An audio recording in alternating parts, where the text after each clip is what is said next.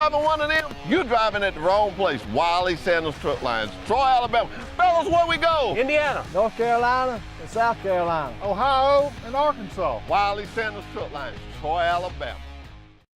Bill Jackson Chevrolet, Bill Jackson Ford in Troy, Alabama. Our wide selection of pre-owned vehicles looks so good, you'll think they're new. In the market for a new or pre-owned vehicle? We've got what you're looking for. So come see us at Bill Jackson Chevrolet Buick GMC in Troy. So come see us at Bill Jackson Ford in Troy, Alabama, where you too can experience the Jackson satisfaction.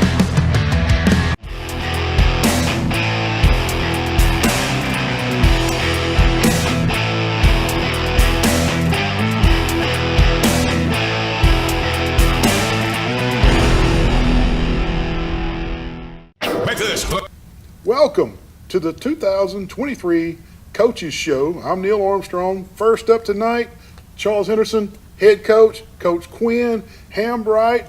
Hope you all enjoy the season. We'll be here every Wednesday night. I'll be your host, and Coach Hambright will probably be here every Wednesday night. So we appreciate you dedicating your time to be here. Coach, I know it was a jamboree, but there was real officials. Mm-hmm.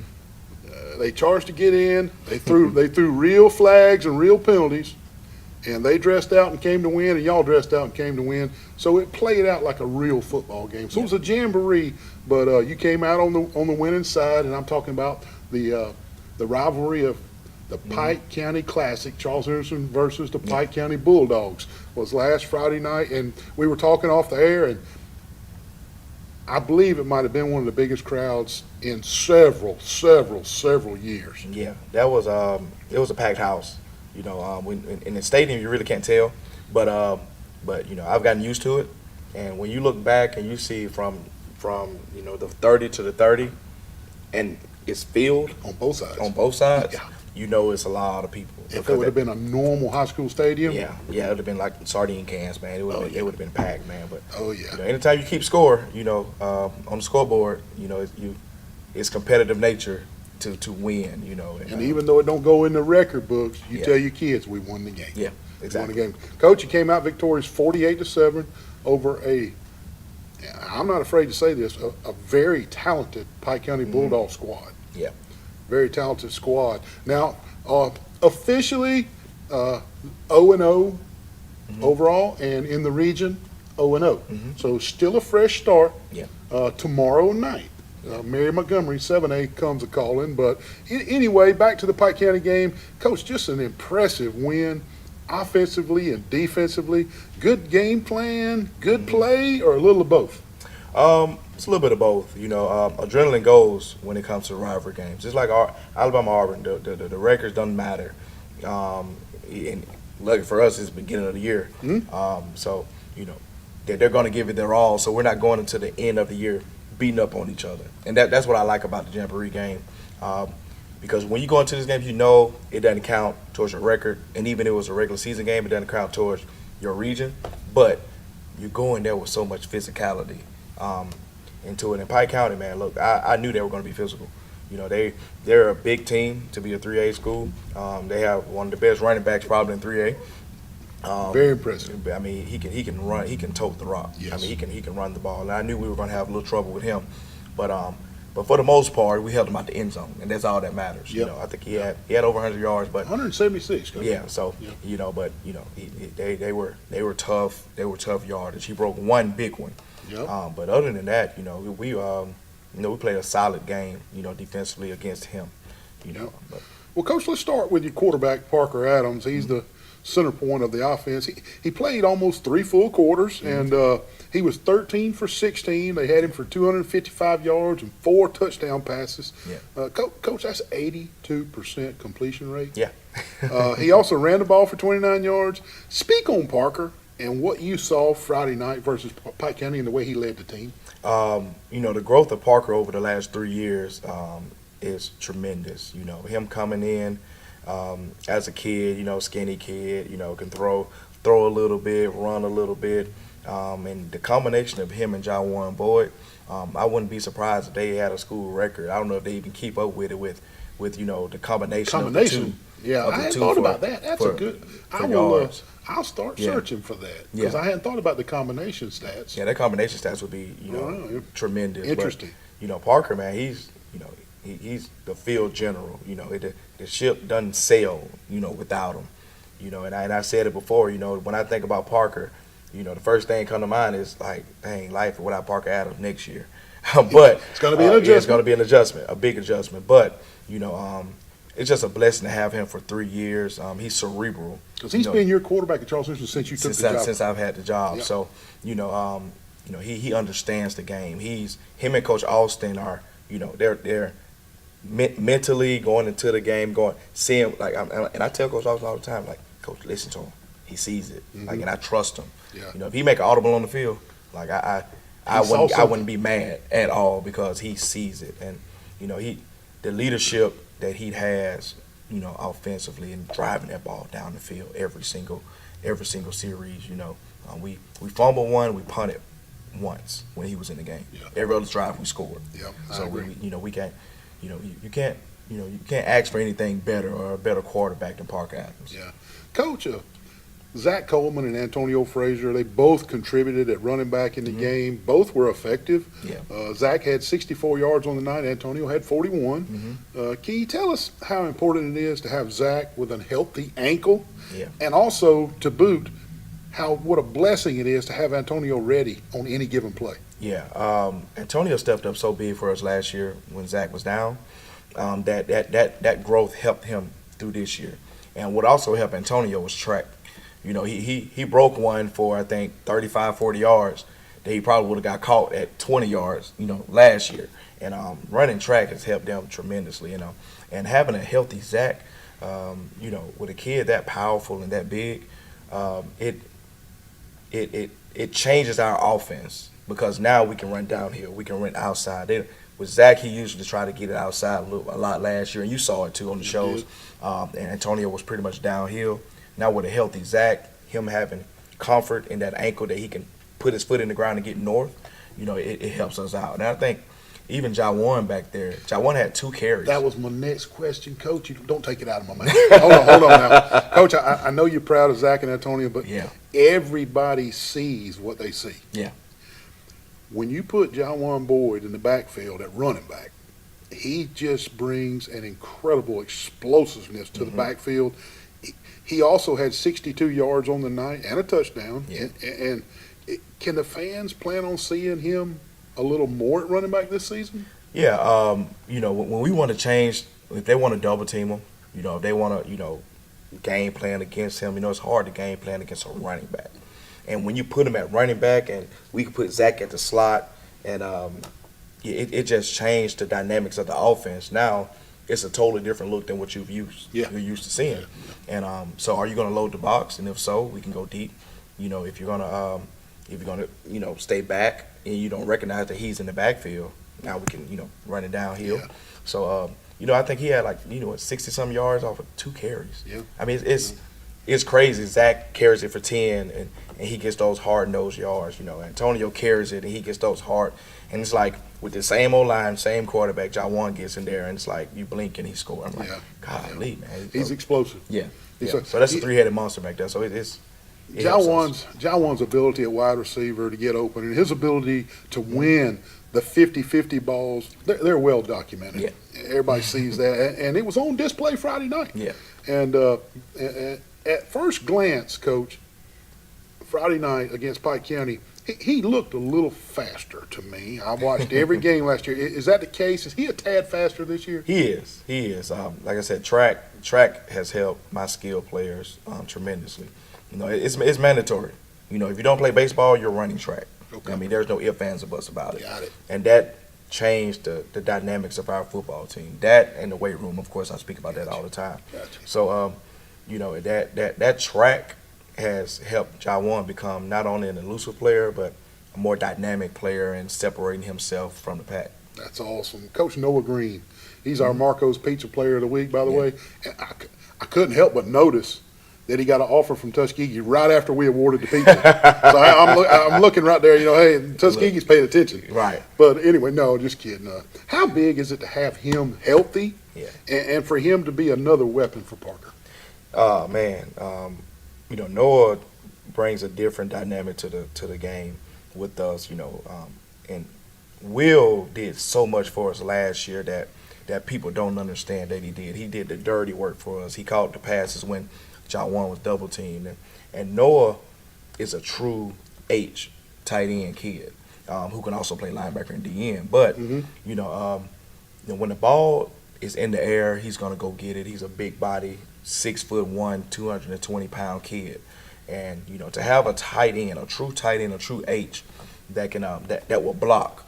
I'm talking about put his head on your chin strap and take you 20 yards back, and can also go and line up at wide receiver and get open. Yeah. Just helps us tremendously. And wasn't any issues with the knee Friday night. He was No, good. not even a little bit. Coach, let's speak on the defensive side of the ball. Time's moving on here on us. You have Zion Grady and 10 other guys that can really get after it. Yeah. Really impressed Friday night. Speak to us a little about how the defense played and some spots in the game where you were really proud of them. And I already know one. Yeah. The initial drive after the pooch kick that didn't get covered gave Pike County great field position, first play of the game, Right. and the defense held them scoreless. Right. Talk to us about the defense.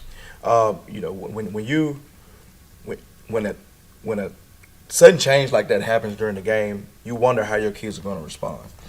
And they responded the way I expected them to. First play of the game, Jalen Sutter came A gap, hit Nemo right in A gap at the line of scrimmage. Second play of the game, we hit him. Third play, the quarterback runs. Fourth down, we stop him. And 4 plays later, we score. 4 or 5 plays later, we score. So that shift in momentum helped us, throughout the game. It did. And I agree 100%. yeah. So and defensively, Zion Grady caught his first touchdown. He caught an interception, tipped the ball. I had to replay it on our television show to make sure that our arm was going forward, yeah. and it was. Yeah, it was a pick six. It wasn't a Tom Brady, and Yeah. it wasn't a Tom Brady. Right, It was. right. His arm was going forward. Yep. And Zion caught it, and the rest is history. That's right. He's running through the end zone. Yeah. Coach Nick Pearson, you ran him out there for a 50-yarder.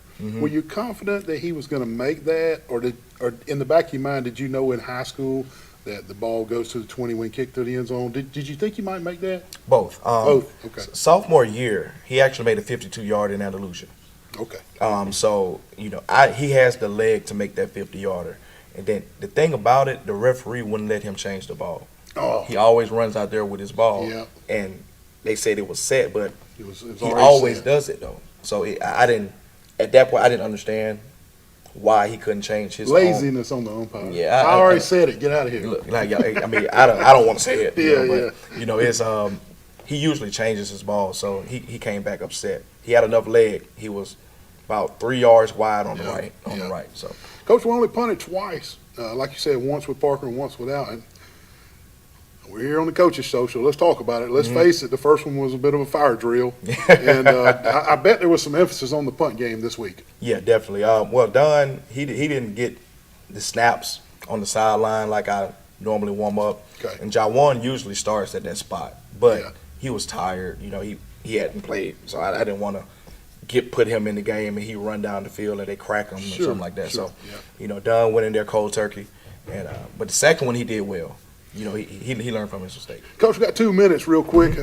Mary Montgomery comes to town, a 7A school that really won big last week. Yeah. And played us tough last year. Yeah. They are definitely on the uprising of a program. Definitely. And last year they brought about 100 kids. Talk to us about the challenges of Mary Montgomery real quick. Yeah, well, Mary Montgomery, Zach Golson, 7A Coach of the Year. Mary Montgomery, first playoff, run in 20 years. They're the number 9 team in 7A right now, so it's a tough task ahead of us. They're going to bring about 150 guys. They're going to be well coached, well disciplined. They are fast and strong. So it's not the same Mary Montgomery over the last 20 years, and it's not the same team of we played last year. Right. So it's going to be a tough task. Well, Coach, best of luck. We'll be there live on C Spire tomorrow night, and everybody can tune in on Channel 2, Facebook, or YouTube. And, Coach, we appreciate you spending time with Yes, us. sir. No Best doubt. of luck. Appreciate it. Coach Quinn Hambright, Charles Henderson Trojans. We'll be right back with Coach Rigby and the Laverne Tigers. A summer sales event at Premier Chrysler Dodge Jeep Ram with great summer deals like $12,000 off new Ram 1500 limited crew cab models, or save up to $6,000 off on Ram 2500 models. Nobody beats a Premier deal. Nobody. School bus transportation plays a critical role in education. This is a reminder for students and parents to keep school bus safety at the forefront to keep our children safe. Make sure children leave home on time so they can arrive at the bus stop before it is due. Wait in a location where the driver can see them while approaching. While seated, your child must take their backpack off and place it in front of them on the floor or in their lap. Young children must have a parent or adult present for the child to be picked up or dropped off. A bus cannot leave or move until the child is 12 feet away. Pike County Schools, excellence in education. At Wiley Sanders Strut Lines, we put God and family first. We've been in business since 1959. Come drive for the best today. Wiley Sanders Strut Line, Blue Cross Blue Shield, 401k. Woo! We got the trucks. Come to Wiley Sanders Strut Line. Tell them, boy. Our wide selection of pre-owned vehicles looks so good, you'll think they're new.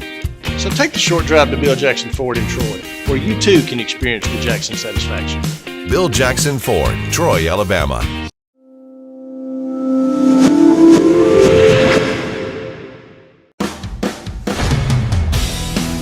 In the market for a new or pre-owned vehicle? We've got what you're looking for. So come see us at Bill Jackson Chevrolet Buick GMC in Troy, and you too can experience the Jackson satisfaction. Bill Jackson Chevrolet Buick GMC. Hey Bill, did you stream that finale last night? Oh yeah. No spoilers! Oh, they're vicious.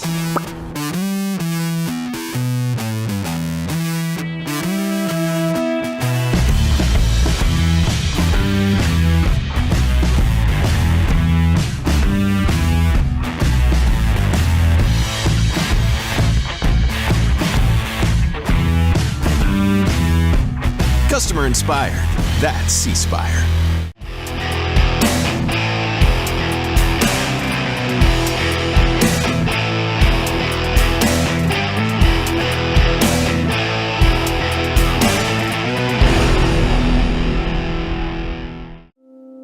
Welcome back to the C-Spire 2023 Coaches Show, and Coach Ed Rigby of the Laverne Tigers on. So, Coach, thank you for giving you time to be here tonight. Thank you for having us. Coach, 1-0, better than 0-1. So Exactly. You want to start 1-0, and you rode right down the road, just a few miles, and you took on the Brantley Bulldogs and came out victorious, 28-14. Yeah. Congratulations on that win. Thank you. And Coach, it's always a big deal when Laverne and Brantley play.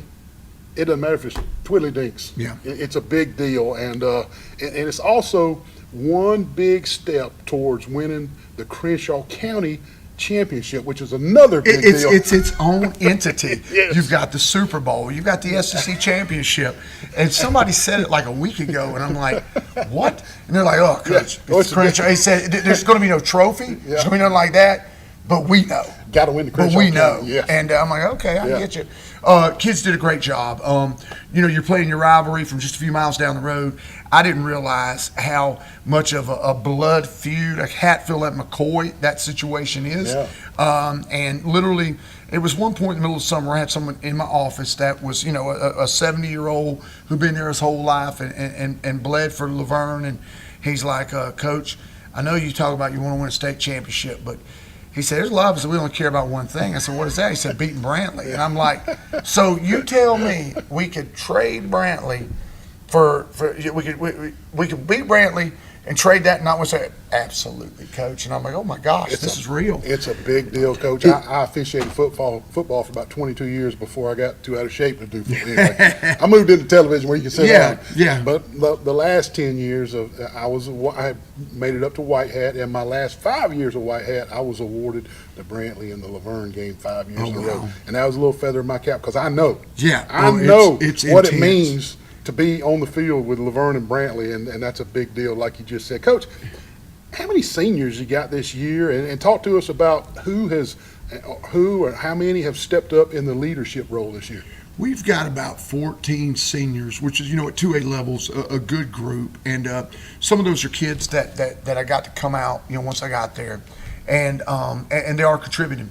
The big thing is I've been in a lot of different places now in this 32-year, extravaganza of football fun. Mm-hmm. And And you pick up and learn things along the way, things to do and things not to do.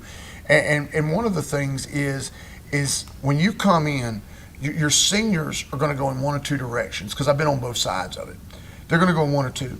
They're either going to buy in or they're not. It's going to be all about the way things work. That was the importance of the winning the first game. And our seniors had not ever beaten Brantley. That's something people don't realize. Gotcha. These seniors had never beaten them. Gotcha. And, you know, to be successful in high school football, you have to do three things. Number one, you got to believe in what you're doing. Number two, you got to get the coaches and players to believe in it, get the buy-in. Mm-hmm. And number three is proper placement of personnel, getting people in the right places to make the thing. The best for everyone, you know, is what you got to do. But when you win your first one and it's a rival that they've never beaten, all of a sudden, wait a minute, this may be working. Yeah. You know, you believe and you want to believe. We're going in the right direction. Yes, you want to have faith, but all of a sudden when that faith is wavered, and you know, whether it's in your real faith or not, when things wavers, when you find out the real deal. Gotcha. And with that being said, you know, it helped with the buy-in. You know, practice this week, you know, you could smell the buy-in. Gotcha. And That's a good smell, too. It's a good smell. Yeah. It's a good smell. And the seniors, it all starts with them. And we've got a really, really good group of leaders. And it's one of those situations where you really can't put a name to one or two, you know, whether it's group. Yes, whether it's a Wyatt Cornett or Dante Smith or Mason Miller or any of these guys, Tiger Harris, you can't just put one name, because it's a group type thing. Gotcha. There isn't that one guy leading it. Gotcha. It's a group Gotcha. that will, hey, pick that up over there. Hey, man, we got to hustle. Gotcha. Hey, hurry up and get to the field. It's different people chattering all the time. Well, that's good. It's a great thing. It's a great thing. Coach, what stood out for the Tigers Friday night? What I mean is, was it the offensive line dominant? Was the defensive line dominant? Was it the quarterback play, the running back play? What went right Friday night? Well, the first half, everything pretty much went right, beyond one or two things. Second half, not a lot went right, but that was kind of for both teams. And we had a little delay coming out of halftime for a little while, and we kind of lost our focus and our luster. But what went well, to answer that question? First play of the ball game, you know, it's a 63-yard touchdown. You know, that puts you up on top. Now they're playing catch up. And, you know, the next time we score, the next time we get the ball, we march right down, and we score. Yep. They get a penalty, we go for 2. Hey, now we're up 15. You know, so it's one of those things where it just, everything offensively flowed, and our defense was able to produce a bunch of 3-and-outs. Our defense, when it's all said and done, Bobby Hudson's our defense coordinator. He was with me at Pike Road, and he was with me at Eufaula. He does a great job. It's a very choreographed.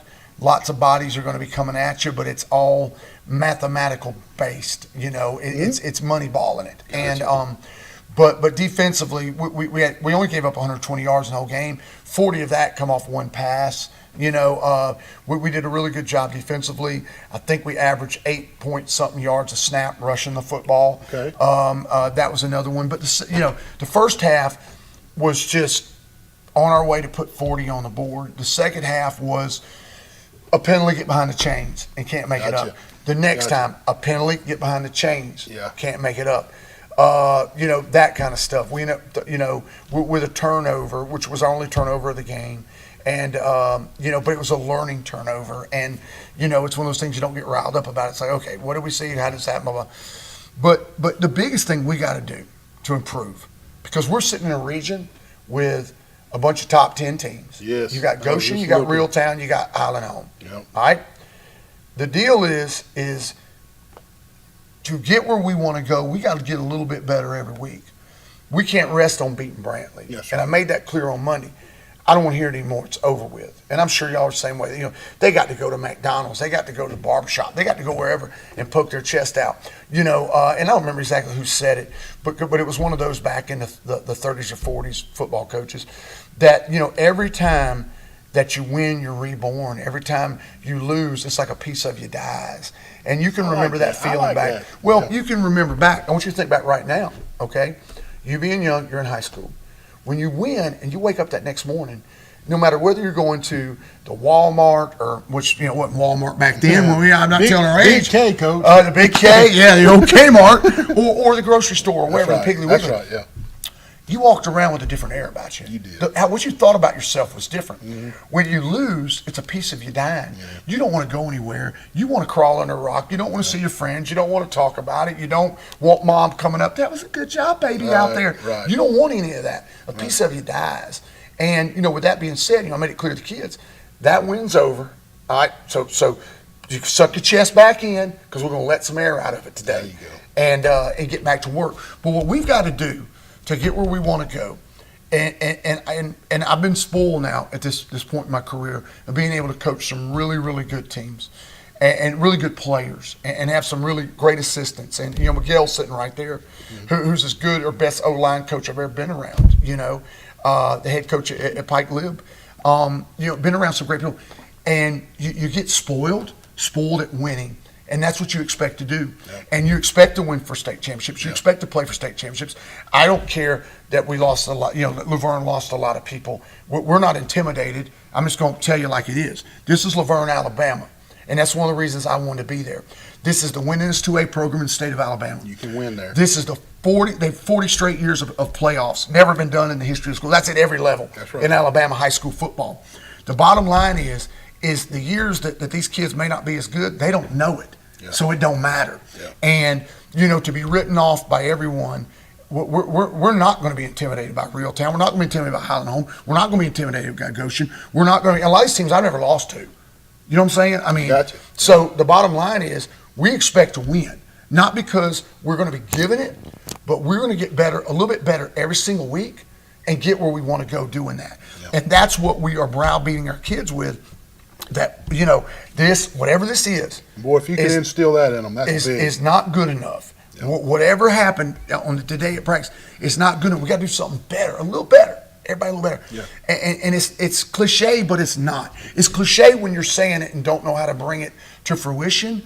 But I've got some really good coaches that understand it and get it, and stay up there extra and do things that really care, and they bleed for the cause, with their time away from their family. And with that being said, we're going to get where we want to go. I have full confidence of it. And there's going to be some ups and downs, some bumps in the road. Yeah. Pretty much for most part, beyond 1 or 2 years, usually teams offensively that I coach get better as they go. I'm just very blessed right now with right out of the hole a really, really good defense. Not because there are any 270s, not because there's Alabama's lining up to recruit anybody, anything like that. It's because they're a bunch of high school football players that play hard for their town, for that Laverne.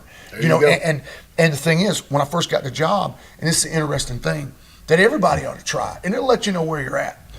When I came in, first time I said, hey, if your daddy played here, stand up. A few people stand up. If your uncle played here, stand up. A couple people stand up. If your brother played here, a few more stand up. Mm-hmm. If you had a cousin, stand up. You had a grandpa play here. I go through all this list. Well, when we're done, this room at the time was, we have about 47 on varsity right now, 9 through 12. There was only about 40 in there, 38. There was only 4 kids left not standing. That's a real community. And they moved. They came. One came from out of country, and 2 came from Greenville, and 2 more, came another route. There was 5 kids actually. Mm-hmm. All of them are vested. All of them, when they go home, what they hear from their dads and uncles and grandpas and everybody is, we expect you to win. Winning tradition. It's tradition. Yeah. Well, Coach, in the last talking about traditions and all, in the last several years, Laverne's moved several kids onto the next level. Southern Miss and some other schools. Any of your seniors this year being looked at from some colleges or anything? We're starting to get some traction on a few kids. Myrez Gross is a 230-pound running back, but he's really our nose guard that plays some running back. He's a bowling ball of butcher blades when he gets moving. And Kennesaw and some places like that are showing interest in inviting on visits. Another one is Dante Smith, really an unknown. There's no question in my mind that he can play, at the 1AA 1AA or higher, which I know they call it different stuff now. I still call it 1AA. Yeah. And I coached it, and that's what I call it, and that's what I'm remembered as. But he's going to be able, a guy who's going to be able to get some offers at that level. He's a tight end defensive end and can catch. And we've got some other guys too. We got some good younger guys that I see a lot of potential at talent, but those really kind of jump off the radar. Gotcha. And again, you know, Alabama's not lining up. To come recruit our kids right now. Yeah. We got some younger ones that they're going to come and make some offers on. But the ones that we have are guys who are out there to play for their town. Gotcha. And we are going to have some seniors that are going to be able to go on to the next level.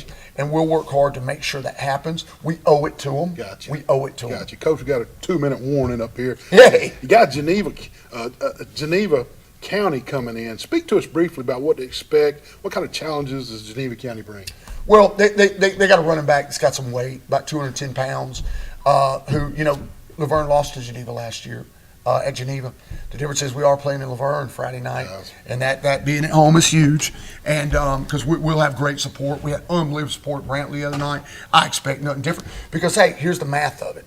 It's probably going to be about 18, 20 degrees cooler than it was last Friday. Today, when we went out, I told the kids, I said, hey, 14 degrees cooler than it was when we walked out this door a week ago. 14 degrees. I said, boys, they put on some long sleeves and stuff. We're not going to take many water breaks.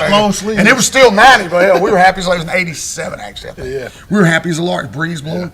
But Geneva, some big kids. The running back is legit. He's a ball player. He's a college football player. Yeah. Runs hard, runs behind his pads. He's very hard to get on the ground. And last year, you know, Laverne held him really low in yards, but you know there were 2 runs he had where one of them, I think 5 people ricocheted off of him, and you know he's hard to get on the ground. So we've got our work cut out for us. But you know it's a thing of, again, you know, Brantley was a loss last year. If we can get this one under our belt, it's improvement in our program. Yeah. It's very much improvement. It was a 14-7 loss last year. Okay. And so they're not going to be a thrower juggernaut. That's really not what they do. They're going to run it. He's going to tote the football. If they run 50 snaps in a game, he's toting it 30. Yeah. I mean, that's just what they're going to do. Well, Coach, thank you so much for being here. I know you don't have anything else going on. Nothing, absolutely. I know. I climbed off the mower and said something. Somebody looked at my watch. It was 6:01. I'm like, I gotta go.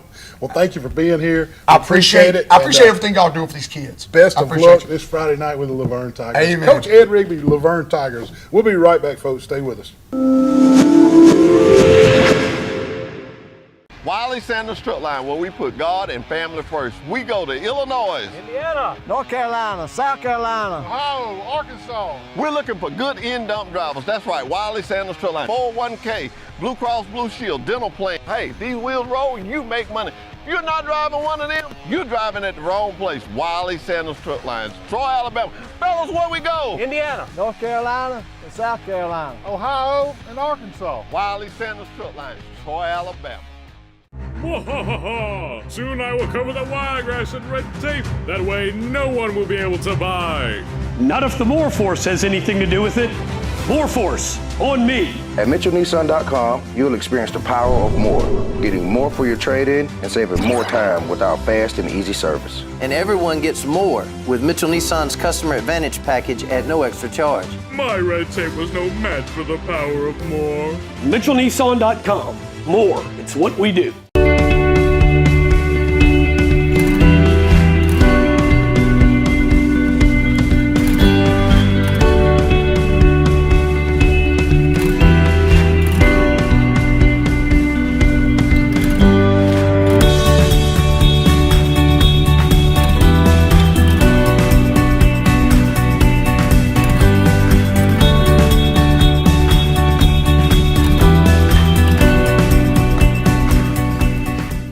Hello, Wiregrass. Welcome to the 2023 Pike Liberal Arts Patriots C-Spire Coaches Show with Coach William Mogel. Coach, glad to have you here. Glad to be here. I know you only got like 2 or 3 things going on. You got plenty of time to come do this. Yes, sir. Plenty of it. Hey, Coach, coming off of a win down in Jack, Alabama, 16-14 over the Zion Chapel Rebels. And, hey, what a better way to start. Yes, sir. I was real proud of the kids. They found a way to win it. Zion was driving there late, and we found a big way to stop them on fourth down, and I was really proud of their effort and grit right there at the end. Coach, you're part of the second win ever in the Alabama High School Athletic Association with Pike Liberal Arts. I know Calhoun last year was the first, so hey, off and running here. Yes, sir. We're trying to build a mentality there. I tell the kids all the time, we just got to go out and work hard every day at practice, do the right things in the school, and do the little things right and the big things that work its way out. Yeah. Speaking of moving into the Alabama High School Athletic Association, what classification and what region do you suspect the Patriots are going to fall in next football year? Because we'll let everybody know that right now Pike Lib is not in a region. Right, correct. And we're not in football. And really you're not 1A, 2A, or 3A. You're just playing a schedule. Right. Well, all of our other that falling out? All of our other sports are competing in 2A. Okay. And they are in a region. Just from looking at the talk, we may end up in that 2A region with Coach Rigby and Luverne and that bunch right there. That's the SEC West. Yes, it is. So that is a tough region, but the schedule that we've played the last 2 years has really prepared us for it. We've got a lot of young kids, and they've had to compete against some of these schools like Mobile Christian and Montgomery Catholic and Faith over the last couple of years. So it's really prepared them a little bit, I think, for that. But that's not to take anything away from that region, because it is absolutely tough. Yeah. So, Coach, speaking of the game last Friday night, 16-14 over Zion Chapel, it was a battle for 4 quarters. Yes, sir. There was no doubt about it. When we all watched the replay, the ones of us that didn't get to see it live, we watched the replay. But does any one or two players just stand out that really had tremendous games for you? Casey Morgan, our running back, he got hurt during preseason, and he was playing with a cast on, and he had to get pins in, and we had to put him in at our running back because our running back got a high ankle sprain right there on the first drive, and we had to put him in, and I was really proud of the way he went in and ran the football. Coach, we had him for 74 yards on 13 rushes with a sir. pin in his arm? Yes, sir. He's got a big cast tough. with a pad. So, I tell our offensive coordinator, Coach Mitchell, I says, hey, look, you're going to have to run him to the left because that's his good arm, because he can't tuck that thing away. Look, everybody's like, Coach, Bayside may be watching. They'll just have to know it. All right. Well, and I tell him, don't throw it to him. Don't throw it to him. Is that going to be all season? Or is it he's got to wear it for about 6 weeks. Okay. Coach, I know Zion Chapel scored first. They were on the scoreboard first and took an early lead. How did you and your staff keep your composure and keep the kids calm and able to rebound and win the game? How did you keep their composure falling behind on the scoreboard? Well, the biggest thing we preach every day is you're going to face some type of adversity. It's how you overcome it. I tell the kids all the time, something bad happens, take a deep breath, pick each other up, let us do the coaching, and let's keep rolling. They've got to learn to deal with that adversity. I tell them it's going to happen on the football field, it's going to happen in the classroom, it's going to happen in life. It's how you deal with it and overcome it. It's going to make you successful. Good deal. Also, I know we talked about Casey Morgan rushing the ball for 74 yards, but also your quarterback, Dawson Bradford, 11 of 17 for 127 yards. And he had a running touchdown. Yeah, he did. He did. And speak to us about Dawson and how he has stepped up to be a leader at the quarterback position. Dawson is a great young man. He started for us last year as a 10th grader, and he manages the game very well. He knows what he's looking for.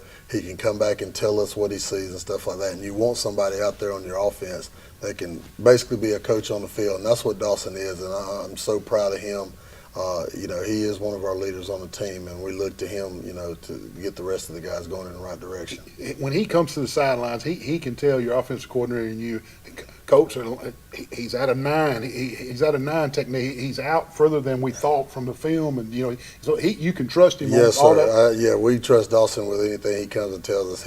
He can come over. He can tell us what they're doing coverage wise. He can tell us up front, hey, Coach, we don't need to run that because the guy was pinching in here or something. But he knows that. And the other thing is he knows what everybody's supposed to be doing on that offense. So he can coach all the positions. Yes, sir. That's huge for a coaching staff. Yes, sir. To be able to have, especially when it's your quarterback. Right. To be able to have somebody that smart, they know how to line up a running back. They know how to line up a tight end. Hey, you're supposed to be off the ball, this and that. Well, he's had that helps, doesn't it? Well, he's had to do it because we're low on numbers, so there's so many kids playing so many different positions. So we'll put them in somewhere, and they'll ask Dawson, "Hey, what do I need to do?" And he can tell them, exactly what they need to do. So. Well, what a bonus and a privilege that it is. is. Well, flipping over to the defensive side of the ball, who got after it, Coach? Rhodes Baker. He's a junior defensive end for us, and Rhodes is. He played well against Highland Home in the preseason game, and he really played well against Zion. He's a real tall. He's about 6'3", 6'4", and we had him at outside linebacker to begin with. And the only reason we moved him to defensive ends, we had an injury, so we brought him down, and he has really, really blossomed there at defensive end. He's got long arms, and he can reach out and get folks. So he has really done a good job for us defensively. Gotcha, Rhodes. Gotcha. Coach, I watched at the end of the game there, and Zion Chapel was having a little success running the ball there. And I even said to myself, if I was Zion Chapel, I might throw it right here because everybody in the stadium thinks we're going to run it again. Right. Of course, they did try to throw it, and nobody was fooled. Right. The Patriot defense was not fooled. Talk to us about the defensive schematics. They've been running it, and when the game was on the line, they tried to throw it, and it didn't fake anybody out. Well, I don't know about the scheme of it. I think it was just our kids just doing what they've been taught to do. They had been running the wedge on us, and Coach Keene and his staff does a great job with that offense that they run, and they were running. I told Coach Keene, I says, I thought you were going to run that wedge, but they got the penalty, and it backed them up, and that's when I told the kids, I said, they're probably going to try to throw the ball right here, so make sure that you're where you need to be, and our guys did a really good job. Coach, speaking of that penalty, I wanted to ask you a question about what the coaches knew on the field. There was a lot of talk about a timeout being not granted at the end of the game. So Zion Chapel tried to take a timeout, and they didn't have one, and there wasn't any left. The penalty set them back 10 yards. Is that how it played out? Is that what happened? Yes, so that's what it was. And, I asked the official on our sideline how many timeouts they had. He said 0. And apparently I think the official on Coach Keene's sideline told him he had 1, so I think that's why he called it. So, I don't know. I just know and then when they called it. So as far as you know, all the officials thought he had 0 except for the one that told him. I guess that's how it went. Gotcha. Well, that's bad break. Yes, sir. That's bad. But you got to depend on some assistant coaches too to be helping out with that. Right. Coach, I know he told you had 1, but I got Right. Yes. So anyway, it can go both ways. Right. Exactly. That can go both ways. Coach, briefly speak on your special teams the other night. Well, I tell you, we joke about it all the time. We talk about how I think we're like 3 or 4 deep at kicker right now. I've never been somewhere, but we have a really good weapon in Sawyer Keck. He's a junior kicker for us, and he does a really good job. And he came in and kicked a big field goal right there late in the third, maybe an early fourth. And but he's had a really strong leg, and we've got another kid behind him, Robert Lindsay, that does some kicking for us too, that does a really good job. So I feel really good. And Jackson Booth does our punting for us. Wilson Cotton is our long snapper. So the good thing about it, we got all those kids coming back another year. So is Wilson also the short snapper? Yes, he's also the short snapper. Yes, sir. And so we have to tell Wilson because he really snaps it, and on the extra points and stuff, we got to tell him to gear it down a little bit. Gear it down a little bit. I got you. So special teams were just... Yes, special teams played well the other night. On a kickoff return, Jackson Mitchell had a big return right there at the beginning of the ball game after they scored that first touchdown. So, we preach to the kids, we got to win special teams. And, we work on that today. Matter of fact, it was a big special teams day for us. Gotcha. A little cooler out there. Yes, today, sir. So Yes, sir. Coach, Bayside, long trip? Long trip. Yes, sir. What can we expect from Bayside? What kind of challenges are they going to pose to the Patriots? It is a big challenge. They are big. They got some athletic kids. They got some couple kids, I think, that are committed to D1 schools. You watch them on film, and I got my little guys, and I tell them, I told them today, I said, we're not going to back down to anybody. You go out there, you perform your best, you give effort, you play hard for 48 minutes, and we'll see what happens. But they've got a really good football team. Coach Trotter does a great job with them. Good deal. And the week after that, y'all have? We're off the week after that, and then we have Port St. Joe coming in here, and then we're off again another week. So we have 2 off weeks before we get into the meat of the schedule. I got you. So how long does it take to get to Bayside down here? It's going to take us about 3 hours.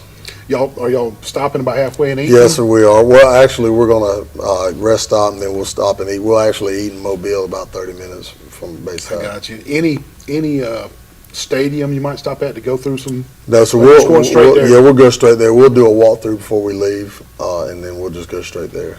I got you. How healthy are you, Coach? Good. Did anybody get hurt? We had our like I was telling you earlier, our running back and linebacker. He got a high ankle sprain, and he's just kind of iffy. We don't know. We'll see Friday how he's feeling. He's been icing and trying to rehab it all week. Well, ankle can just nag. Yes, sir. Yes, sir. It can just nag. You know, if he's not, these off weeks are going to be good for us to rest him up a little bit. That's true. 2 off weeks coming up here in the next 3. Yeah. So that's good. Coach, thank you for being here. Anything else you want to tell the fans about? I appreciate everything y'all do for these young men. We appreciate it, Coach. It's exciting to watch them. I wouldn't have it any other way. Yes, sir. Coach William Mogel from the Pike Liberal Arts Patriots. We appreciate you watching this C-Spire Coaches Review 2023. We'll be right back. Larry Smith with Gillen Chevrolet GMC in Ozark. With new Chevrolet Silverados and new GMC Sierras priced below invoice, why go anywhere else? Gillen's got it. A lot of dealers in the Wiregrass area are running low on inventory. Not at Gillen Chevrolet GMC in Ozark. Gillen's got it. Come see the best selection of new and pre-owned vehicles in the Wiregrass area at Gillen Chevrolet GMC in Ozark and see why Gillen's got it. Gillen's got it. Visit us online at either GillenChevrolet.com or GillenGMC.com. Gillen's got it. Wiley Sanders Strut Line, where we put God and family first. We go to Illinois, Indiana, North Carolina, South Carolina, Ohio, Arkansas. We're looking for good in-dump drivers. That's right, Wiley Sanders Strut Line. 401k, Blue Cross Blue Shield, dental plan. Hey, these wheels roll, you make money. You're not driving one of them, you're driving at the wrong place. Wiley Sanders Strut Lines, Troy, Alabama. Fellas, where we go? Indiana, North Carolina, and South Carolina, Ohio, and Arkansas. Wiley Sanders Strut Lines, Troy, Alabama.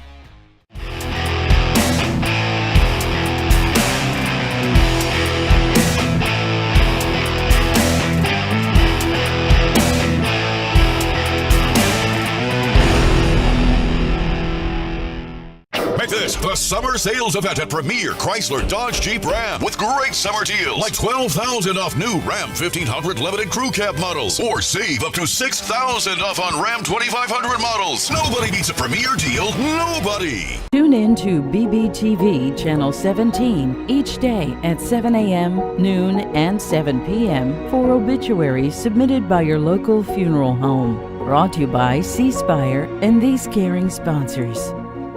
Hey Bill, did you stream that finale? Welcome back to the C-Spire Coaches Show 2023 edition. I'm Neil Armstrong, your host, and this 15-minute segment will be Coach Don Moore from the Goshen Eagles. Coach, good to have you tonight. Yes, sir. We appreciate you taking time to be here. Yes, sir. I know you don't have anything else you could be doing. Coach, 1-0 overall, 0-0 in the region. That'll come. Will. But went down and got the W. Beat Daleville 49-22. Yes, sir. And that's a 3A program that you beat 49-22. Tell us about the road trip and how the game ball, who got the game ball, who stood out. Tell us about that game just a little bit. Well, road trip was fine. Our guys were really focused on Friday, which says a lot about our maturity.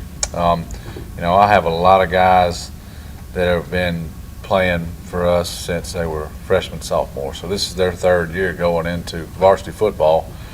So they got a lot of experience when it comes to these things. So they were pretty focused, and they knew what a road trip was all about. Yes, sir, and they knew what we were going over there to do.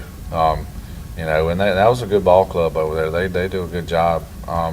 As far as game ball goes, we try not to lay it on one person, so to speak, because it's really a team effort. But Jamar McClure had a really good game. Jaden McNabb, our quarterback, went 7 for 7, 108 yards and a touchdown. We had some guys on defense. Landon Chandler had a really good game on defense as far as tackle-wise. Samaric Andrews is another one that plays really hard. He's all over the field. In our offensive defensive line, they did a pretty good job up front for the most part. Yeah.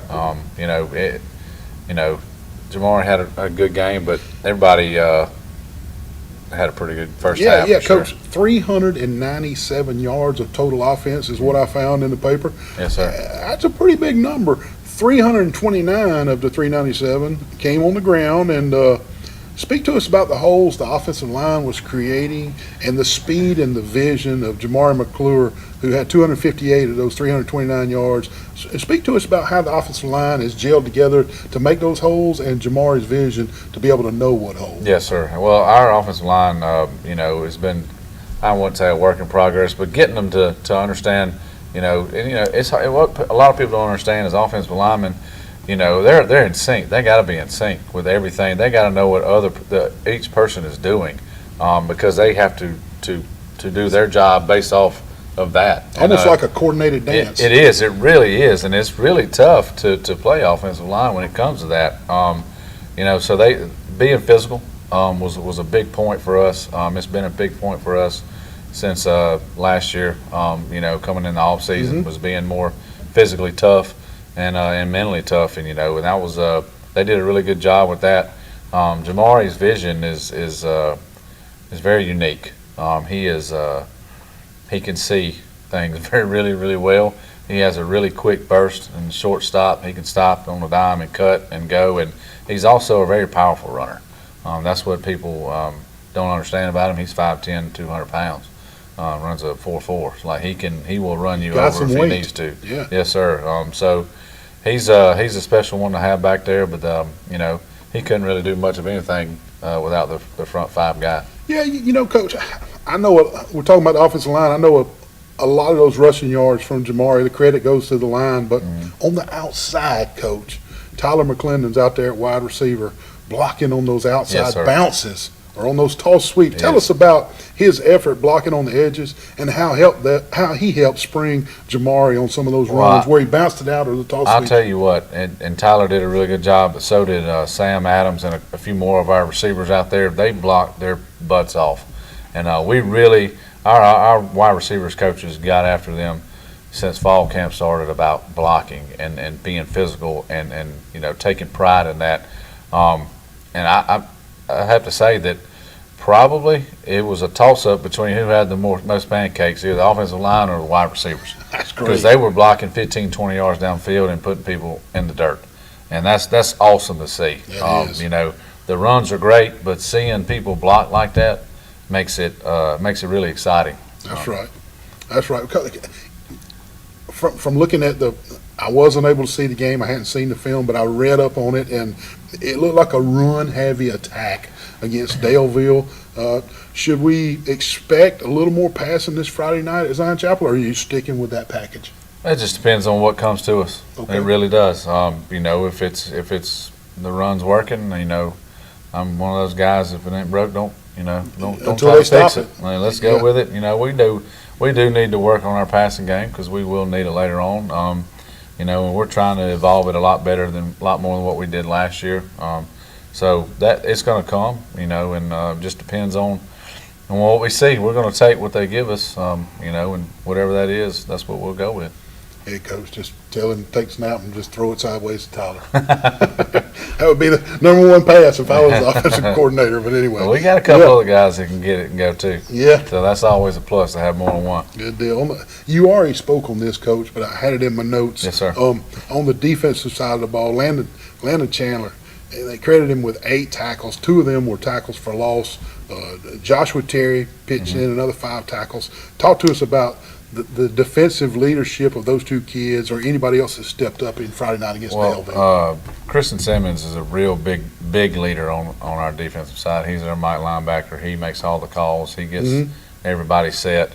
He's a huge factor on that side. And he greases the wheel, so to speak. He makes things turn over there for us. The quarterback on the defensive side. Yes, sir. Big time. He's really good at it. And Samaric Andrews, he didn't get credited with a lot of tackles, but he is all over the field, and he's 100 miles an hour. And we can plug him anywhere, which is a blessing to have. He's just a football savvy kid, and he's great to have out there. Coach, how many seniors we carrying this year? We have 8. Okay. All right. And Speak on your special teams a little bit. How was that Friday night? And It was is good. that going to be a weapon this year? We hope to. We hope to. Zion Pickatoste is our kicker. He does our punting as well. He was 7 for 7 for field PAPs.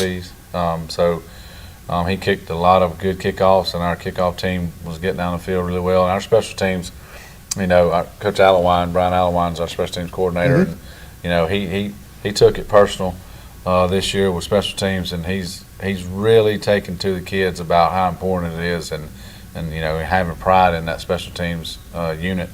And we felt like last year we let a couple games slip because of our special teams play a little bit. It's been a real big focus of our special teams unit, and they did a really good job last week. We hope to continue that. Good deal, good deal. Opening the season, Coach, ranked number 9 in 2A. It puts a little bit of it being in the top 10. Yes, sir. Puts a little bit of a target on your back.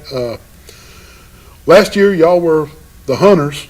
And this year, being in the top 10, you might be a little bit of the hunted. Yes, sir. And can you tell a difference in the kids, their swagger with that ranking? Is there a different atmosphere being ranked? It is. It is. I normally don't like preseason rankings and all that, but with our kids, it was good for them. It really was. It's been a long road for the last 2 years to get to where we're at right now, and these guys have put in a lot of work, and they earned it up to that point. But I tell them every week that doesn't matter. You got to go earn your stripes every Friday night. Every game starts 0-0, so nobody's going to lay down for you. And I've been telling them, which was really good. I told them all season and all fall camp that, hey, we're going to not sneak up on anybody this year. Everybody's going to know we're kind of good. That was what I was getting at. And so that's how we took the tone. And then when those came out, I told them, what it said. And I've been telling y'all, here it is. Yeah, and then, it kind of was like, oh, okay, well, Coach didn't just blow in smoke. Yep, and being 1-0 and beating a higher classification school last Friday night, I hadn't checked the rankings, but might have bumped up to 8. Yeah, it doesn't matter now. Off and running now. But I bet that was good for the kids to see that. It was. They probably worked out a little harder and ran a little, practiced a little harder once they saw, hey, the association, the Sports Writers Association believes in us. That's right. That's a big deal. It helped, to get us going. Yeah, Coach. Highland Home and Reeltown are looming, games 3 and 4. But Zion Chapel comes to town this week. Yes, sir. Tell us what the Eagles can expect from Zion Chapel, what type of challenges they're going to bring to the table for this week. Well, they're very physical.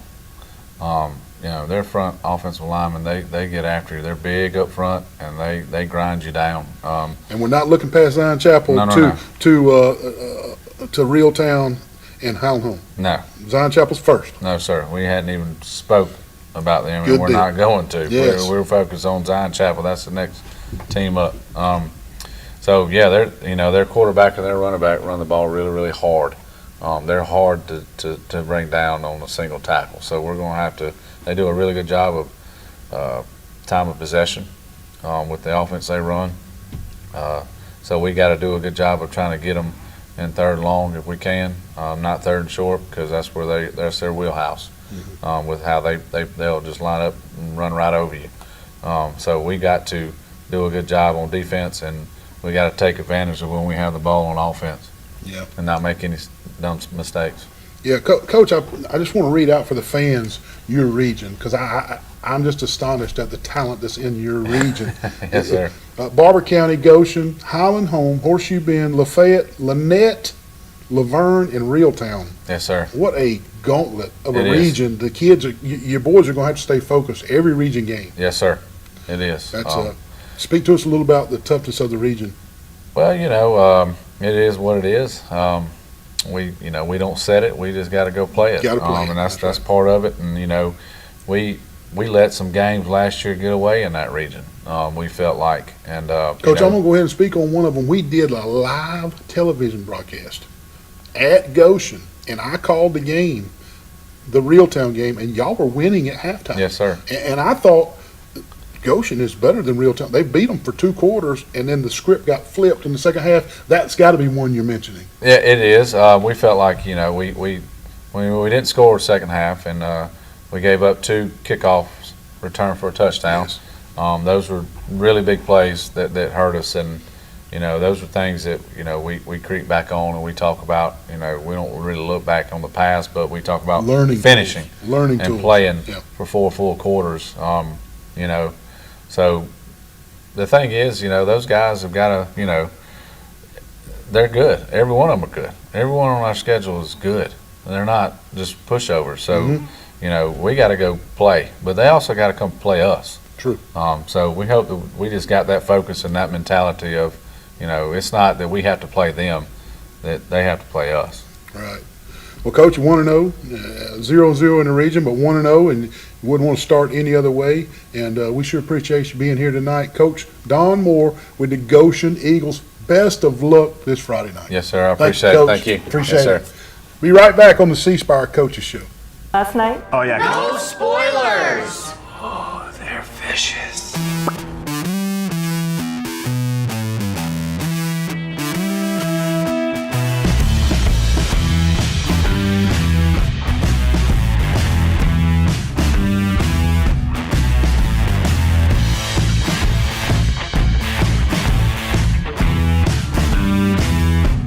Customer inspired. That's C Spire. It's your last chance to make this the summer event at Premier Chrysler Dodge Jeep Ram. Last call on our inventory of new Dodge Chargers. Save up to $6,000 or get up to $5,000 off Jeep Grand Cherokee L models. Nobody beats a Premier deal. Nobody.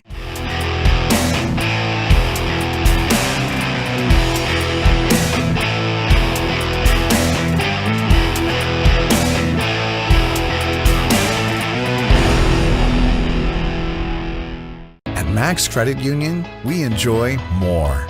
Serving more, teaching more, growing more, giving more, supporting more, sharing more, and more of everything.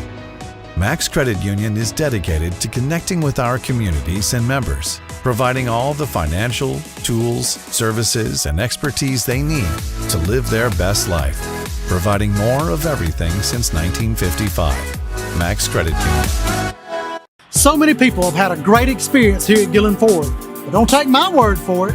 When I wanted a new Ford Edge, I knew exactly what I was looking for, and Gillen Ford made it happen, all while treating me like family. I stopped by Gillen Ford looking for a pickup. In a couple of days, they got exactly what I wanted. Gillen is a place where you want to come and shop. They make you feel like family. The service and the salespeople are amazing. We've bought, I guess, 5 or 10 vehicles from them over the years. Probably more than that. Probably more than that. So we're really happy with Gillen Ford. Wiley Sanders Strut Line, where we put God and family first. We go to Illinois, Indiana, North Carolina, South Carolina, Ohio, Arkansas. We're looking for good in-dump drivers. That's right, Wiley Sanders Strut Line. 401k, Blue Cross Blue Shield, dental plan. Hey, these wheels roll, you make money.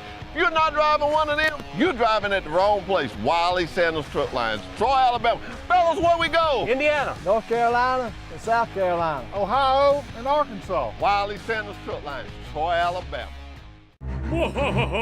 Soon I will cover the wiregrass and red tape. That way no one will be able to buy. Not if the More Force has anything to do with it.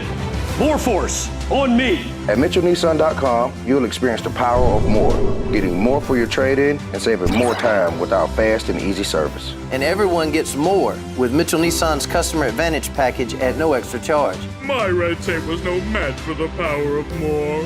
MitchellNissan.com. More, it's what we do. Hey Bill, did you stream that finale last night? Oh, yeah. No spoilers! Oh, they're vicious.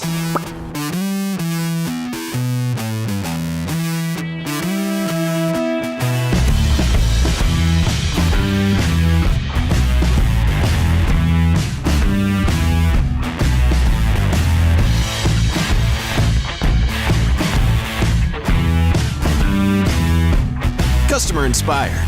That's C Spire.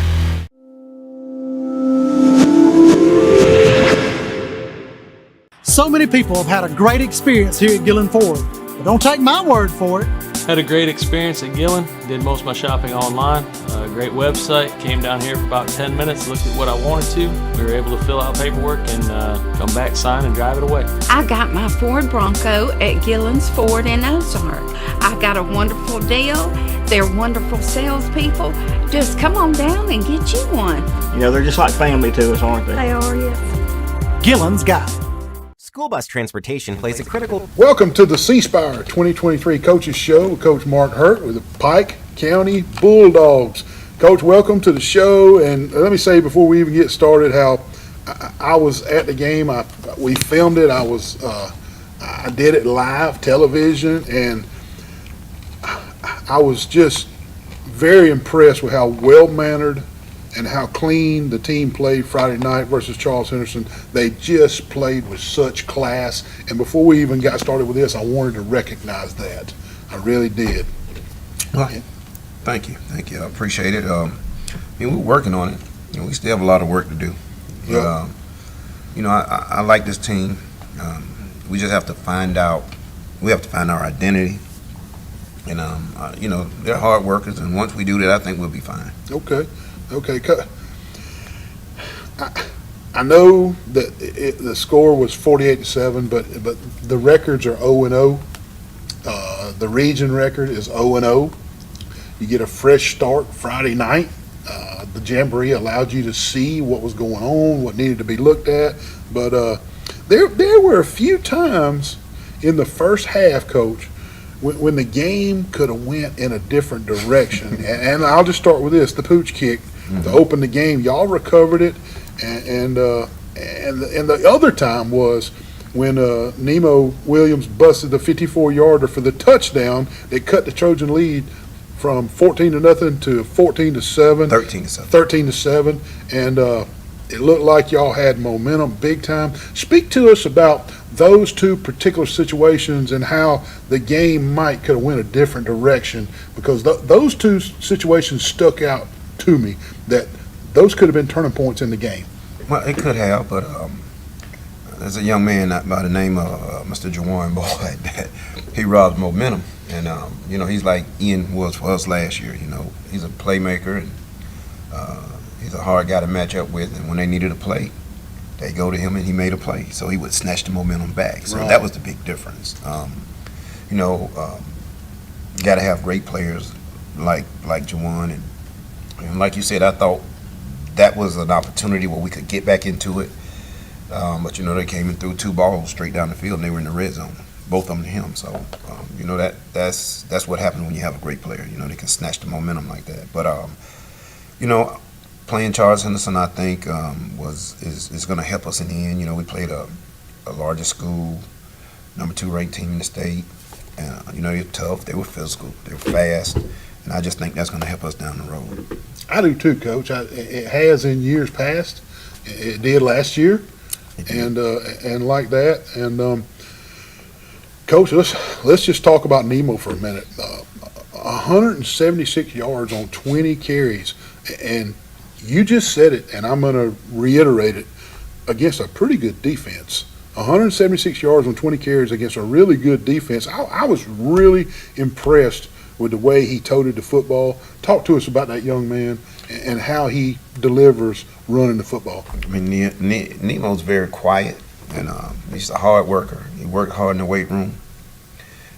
He's a ball player, and nothing rattles him. He just plays football. He's a football player. And, I think up front we block well. We got a little tired there at times.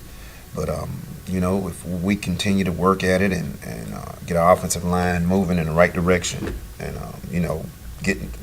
solving some of our little mistakes, I think Nemo will do great this year. Well, to counter-punch, Nemo is the quarterback, Amari Barrow. Tell us what Amari brings to the table when he takes the snap. Amari's a very methodical type player. He thinks it through. He's smart. He knows what to do, and he knows what we want to do. He just has to get his timing down a little bit. New group of receivers, and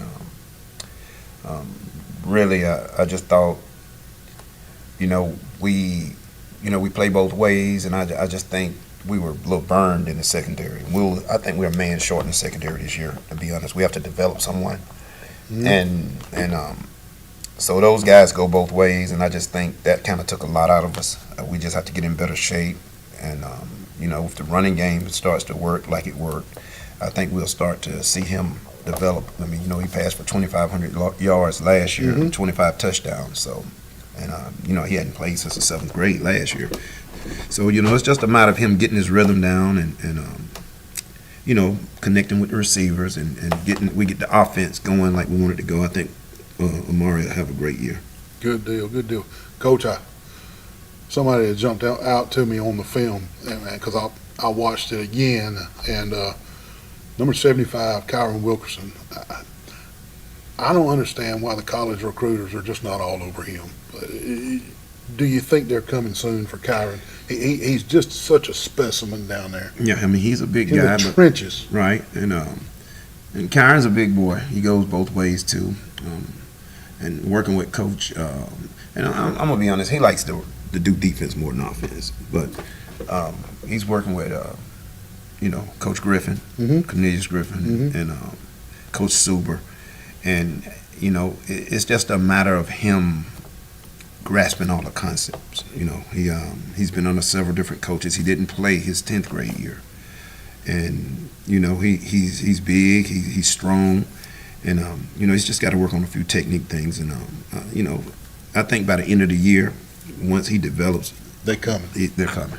Yeah, it's just a matter of him putting it all together. I've watched some guys that I've seen block some really good nose guards, and some guys block some really good 2 and 3 techniques. Struggled with him last Friday night. He's a big boy. Oh yeah, he's a big boy. Number 75, Kyron Wilkerson.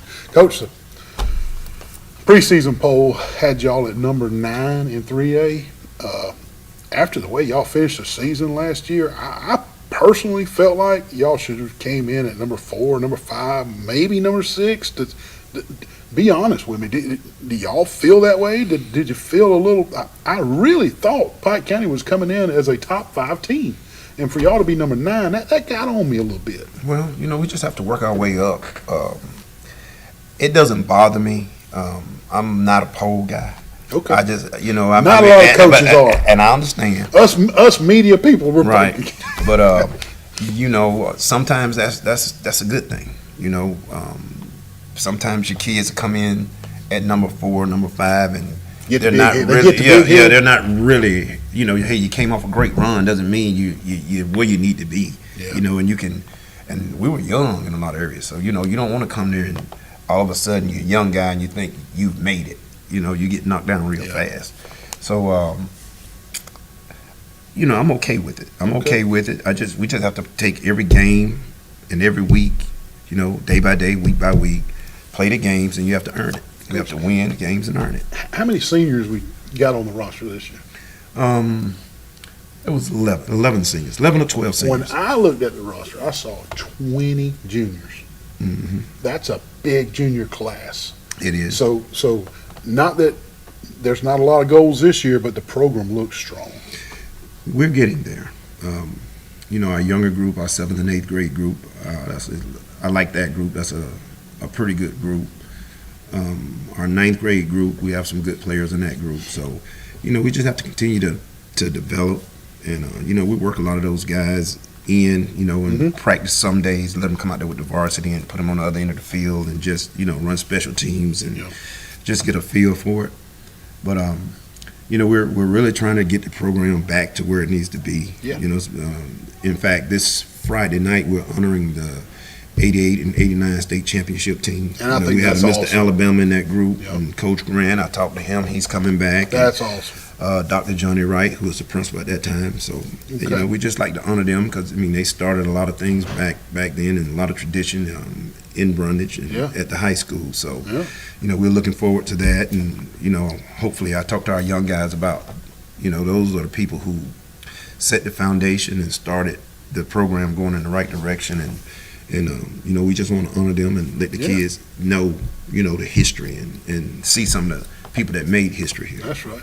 Coach, 0-0 on the year. Charles Henderson, the practice game is behind you. Huge game right out the gate this Friday night in Brundage, Bulldog Stadium versus Strawn. And there's been a little change in plans with C Spire. We'll be there live, Coach. I'll be on the call. So live television Friday night. Talk to us a little bit about Strawn. What do the fans need to expect about Strawn? What challenges do they bring? Well, they're big up front, big offensive line. They have a lot of seniors too. And last year when we played them, when you watch film, they played red level and they didn't do much. So we went in prepared for what we saw, and man, when we got down there, they were a lot bigger and a lot faster. I promise you that.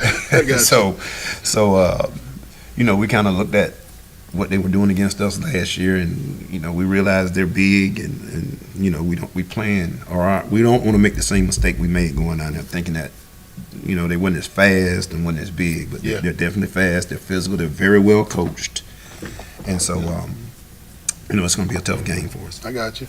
2-minute bell, Coach. We got to kind of get it together here. Okay. Hey, no break in the schedule though. After the Strawn game, you're looking at Ashford, Northside, Opp, and Headland, a 5A school right down the road. Boom, boom, boom. That's a tough stretch, Coach. Talk to us about the scheduling and that stretch of games right there. Well, it's the schedule that we adopted when I got here. Okay. We played the same schedule last year, and a couple of new coaches. I know Ashford and Opp, have new coaches, so we really don't know what to expect from them. But we just have to be prepared. We have to take it week by week and prepare for each team. And the main thing is that we need to make sure we're getting better, make sure that we understand what we're doing. Yeah. And as long as we're doing that, I think we'll be okay. Well, like I said, Coach, we're going to be there Friday night to cover it live. You'll be on television, Facebook, YouTube. Everybody will get to see it, and I'm looking really forward to it. And thank you so much for coming tonight to talk about Pike County football. Coach Mark Hertz, and best of luck at Strawn and Brundage Friday night, and we'll be there. And you're watching the C Spire Coaches Show, Coach Mark Hertz with Pike County. Hey, we'll be right back. Go Dogs. Role in education. This is a reminder for students and parents to keep school bus safety at the forefront to keep our children safe. Make sure children leave home on time so they can arrive at the bus stop before it is due. Wait in a location where the driver can see them while approaching. While seated, your child must take their backpack off and place it in front of them on the floor or in their lap. Young children must have a parent or adult present for the child to be picked up or dropped off. A bus cannot leave or move until the child is 12 feet away. Pike County Schools, excellence in education.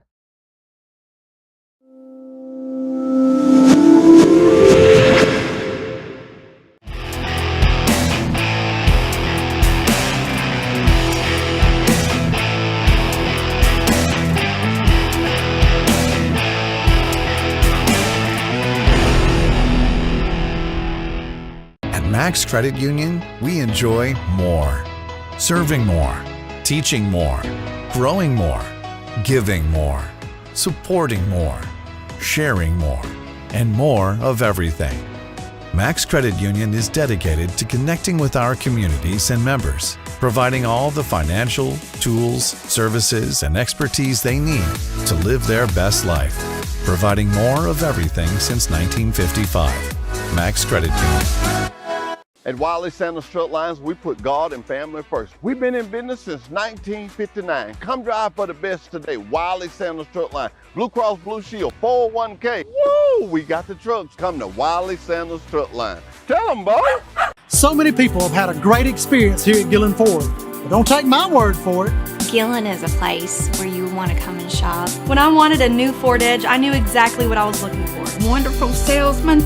They treat you wonderful here. Had a great experience at Gillen, great sales staff. We were able to fill out paperwork, come back, sign, and drive it away. The service here at Gillen's was outstanding. They make you feel like family. And Gillen Ford made it happen, all while treating me like family. Gillen's got it. At Bondi Center. Welcome to the 2023 C Spire Coaches Show. We're back in the action. Coach Evan Ballard with Dale County Warriors is here. Coach, 1-0. 1-0, the region 0-0, right. But 1-0 to get off the year, and big win against the Ayrton Purple Cats, 33-20. Coach, last year's team only had 2 wins. That was very well documented, and they lost to Ayrton last year 60-28. Friday night, your team got a little revenge, 33-20, sits at 1-0. Congratulations on that as the first win of a head coach at Dale County. Congratulations on that. No better way to start than winning the first game. Just give us a little general synopsis about the feeling of winning your first game there as head coach at Dale County, and a little bit about the game. Yeah, well, I mean, it was emotional. Not gonna lie. You know, this is Dale County special to me. Been there 5 of the last 6 years. You know, and so just to have the opportunity to lead this program is big for me. Because this place that I call home now, live in Midland City. My son just started pre-K there at the elementary school. So, you know, to be able to take over the place that means so much to me, it was surreal to get that first one, you know, and we worked really hard. I mean, our kids have worked hard over the summer. You know, they've started to buy into, you know, our culture change of what we want to do. And so it was big for us to get early success. You know, anytime you're taking over and you're doing stuff new, you know, those kids want to see that hard work pay off. And so it was big for us to be able to come out with a win. Our guys fought, they battled, we got up early. Ayrton didn't flinch. We knew they wouldn't. I mean, those kids, they battle. So they came back. A lot of those kids on Ayrton played on state championship baseball team. They know how to win. So when you say they didn't flinch, they didn't flinch. And we talked about that going into the week, and I told them that same thing. I said, look, these guys, I mean, they're not going to be faced at any point in the game. Whenever we got up, whenever it was 19-2 and we got up, I looked at all of our guys on the sideline. I said, guys, they're not phased right now. You know, they've been there. They know how to win. They've been successful in football. They just won a baseball state championship. You know, they've seen adversity. So they didn't flinch. They came back and got 2 quick scores. But I was proud of our guys, you know, being able to overcome that adversity. You know, came in at halftime and really focused on adjustments that needed to be made. And, you know, we got to clean some things up. You know, first game, put them on the ground a little bit too much. But proud to get out of there with a win. Yeah. What kind of numbers you carrying on the roster this year? So we got from 9 to 12. We got about 50 kids. Okay, and how many of those are seniors? We only have 7 seniors. Okay, so we've got a young class. Yep. So we've got a heavy junior and sophomore class. So that's good for us going into the future. Okay. So speaking of the program, very healthy. Yeah. Yep. So we this year we're doing something different than we've done at Dale County for. It's probably been 10 years since we've done a 3-team model. So we've got a true middle school, so 7th and 8th grade team, JV and varsity. Before it was just 7 through 9 JV and then varsity, but our middle school team. That helps a lot with development. Yeah. Well, and that's what we're trying to do. You know, we've got some guys that are 9th, 10th grade. You know, we got 10th graders that we feel like are going to be good football players for us in the future. They're just not quite ready yet for Friday nights, but allowing them to get game reps. You know, there's no substitute for game reps. So that's been big, and our middle school program has good numbers. They just played a game last night and got a win, so we're excited about our future. That's great, Coach. Coach, diving right into some of the things that happened against Ayrton in the game, the big win. I see that Junior Smith and Tristan Smith combined for 250 rushing yards on the night. Speak to us about that rushing attack right there. Well, it starts up front. Yep. You know, that's where it starts. Those guys up front. You know, I've told them this, and I don't want them to get the big head from it, but in my 5 years of being at Dale County, I think this is probably the best group that we've had up front. And they play well together. They take pride in playing together up front. So it starts with those guys. But, yeah, I mean, Junior had a big night for us. We kind of played Junior everywhere. He plays quarterback, receiver. We just try to find ways to get him the football. And then Tristan had been playing some slot receiver for us. Kind of that's where he was going to find his home. And then about a week and a half ago, our starter, he kind of got banged up with an ankle injury, so we had to move Tristan over and to play a little bit of running back. So as the game got going and we were, you know, running a little bit more zone scheme type stuff, Tristan's really good at seeing the cuts and hitting the cutbacks. And so whenever he got rolling, we just kind of fed him a little bit more. And he had some big plays. He's able to see the cuts in that zone scheme really good for us. Well, also, Junior Smith, he caught a 70-yard touchdown pass from Dallas Hedstrom. And Hedstrom was 8 of 11 for 140 yards and 2 touchdowns. That's not shabby at all. No, and Junior, he caught 106 of those yards. Yep. Tell us, the special connection there between Hestrom and Smith? Yeah, well, you know, they talk about it all the time. They've been playing together since they were little, you know, so they've always kind of had that. But yeah, we're running 2 quarterback system, and the best thing about that is those guys are best friends on the field and off. You know, there's zero animosity with it. That's special. Oh yeah, well, if they weren't willing to buy into that, and if they did have some animosity there, we would not be the team that we are. But with those guys being unselfish enough to be able to do that and understand why it is that we're trying to do it, you know, if you leave Junior out there on the edge, you know, one-on-one, he's 6'5", 6'6", it's a tough matchup, you know. So, but we enjoy having both those guys. And Dallas, he's a leader. I mean, he is. So he definitely holds everything together. Gotcha, Coach. On the defensive side of the ball, Preston Stevens led the way with 19 tackles. 19 tackles is a bunch of tackles. Tell us how Preston came away with 19 tackles. How did that happen in that defense? Well, he just has a nose for the ball, man. I mean, he's probably 5'6", you know, 170. I mean, he's not a big kid. He's tough. Troy just graduated a guy, Carlton Marshall, who was under 6 foot, and he just knew how to read the play and got there quicker. Is it something like that? Yeah, I mean, that's how Preston is. You know, he just has a knack for the football, and some of that stuff you just can't teach. You know, I mean, he has a knack for the ball, and he never stops pursuing the football. That's another thing too. I mean, he is constantly pursuing the football, and that allows, you know, himself to put himself in an opportunity to make those tackles because his motor never stops. Gotcha. Coach, who's your locker room leader? Who's your player/coach? Who's that player that tries to help coach, that leader in the locker room? Well, I think we got 2. Dallas Hedstrom's definitely one. Okay. I mean, he is. I mean, he's a good, smart kid. I mean, he does things the right way. Whenever we talk about doing things the right way, I mean, that's him. He does it right in the classroom. He does it right at home. You know, in the locker room. I mean, he can't say enough good things about him. And then we got a senior, Ricky Timbers Jr., who plays offensive defensive line for us. He's been in our program for a long time. He just goes to work every day. You know, he kind of exemplifies who we want to be, you know, from a physicality standpoint. But he's got the respect of his teammates because he brings it every day at practice and in the games as well. Gotcha. Coach, speak to us about your special teams. How did they fare Friday night?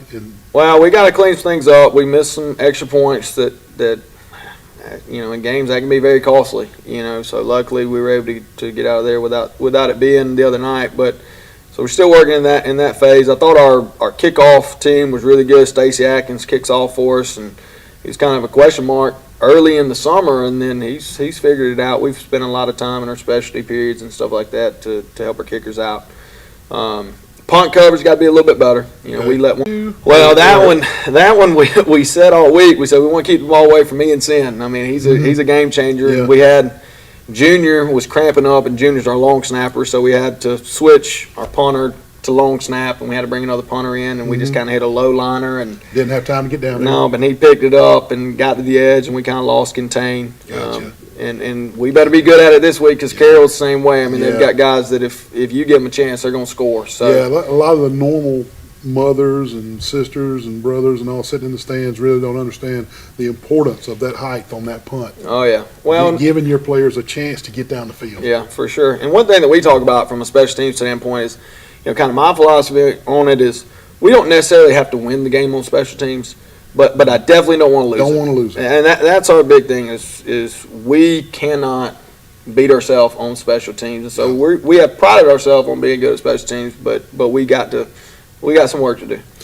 You mentioned that your running back kind of sprained his ankle in fall camp, and but other than that, how'd y'all come out of the game Friday night? Pretty healthy? I know you said a cramp on Junior. Yeah, well, the biggest thing is just getting the guys understanding, hey, that's what a 4-quarter football game feels like. You know, everybody will be available this Friday, which is good, but we've had to kind of take care of their legs a little bit this week. You know, first game it was hot out there, but we got a taste of what it feels like to battle for 4 quarters. And, you know, kind of last year we didn't have There was some games we didn't have to play 4 quarters, and so guys are having to understand the grind of a football season, and so. But now we're healthy going into this week. Good deal. Coach, it doesn't get any easier. 5A Carroll comes calling this week, and then Andalusia, the defending 4A state champions, the next. Gracious, that's 2 tough ones coming right down the pike. Tell us a little bit about the challenges of what Carroll of Ozark brings. Wow, their team speed is unreal. I mean, they took it on the chin a little bit at Dothan, so chip on their shoulder too. Well, right, and that's what we've told our guys, that they are a much better team than what they played last Friday. Much better. You can see that on film. And now Dothan's doing things the right way too. That's a good program. I think they're going to have a big year. And Dothan matched up with them athletically and was able to kind of take them out of some things. But I mean, if we don't stay in rushing lanes this week, whenever they drop back to pass, Keyshawn Cole's going. He'll have a big night. So we gotta. We want to bring pressure and we want to do what we do on defense, but at the same time we got to play sound, because if we don't play sound, he'll have a big night rushing. They're good in their zone read game and things like that. So if we don't do our job, it could be a long night. But if we do our job, we feel like that we're going to give ourselves a chance to be successful. And that's also the first step in I'm going to say the second step in winning the Dale County Championship. Yeah. Daleville, Dale County, Ayrton, GW right there, and y'all all don't play each other, but you do for the most part. Yeah. So we play long later in the year. So you get them all. Yeah. Okay. All but Daleville. So one step. Right now you're 1-0 for the Dale County Championship. Yeah. So next week is another. Yeah. So it'll be a fun matchup, a fun game. But we've talked a lot about this week of understanding how to handle success. We've got some. That first one's over. Yeah. And we can't get complacent. It's been, those guys beat us 3 years in a row. Yeah. So it's good to be on the side that we're on, but we can't be complacent. We got to continue to work. I like what Coach Rigby said about an hour ago. We were doing the Laverne show, and he said, the kids kind of walked around town for the weekend with their chest out because they beat Brantley. He said, but we let all that air out on Monday. Yeah. And so y'all need to do the same. Yeah. Bring that chest back in on Monday, humble down, and let's get ready to play. Yeah, well, that's what we talked about. After the game, that's what I told them. I said, I want you to enjoy it Friday night, Saturday, Sunday, but whenever we come back in here on Monday, we got to be ready to work. But I think our guys have done a pretty good job of that this week. We've got some older guys that are buying into what we're trying to do, and they've talked about, hey, let's not be complacent. Gotcha. Well, Coach Ballard, best of luck on Carroll, and then Andalusia's next week, and hopefully we'll have another show next week, and you'll be 2-0.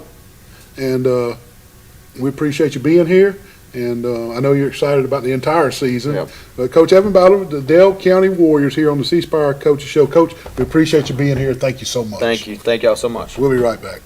Enterprise Toyota, we want you and your family to be customers for life. Every new car purchase comes with a lifetime powertrain warranty and lifetime oil changes at no additional cost.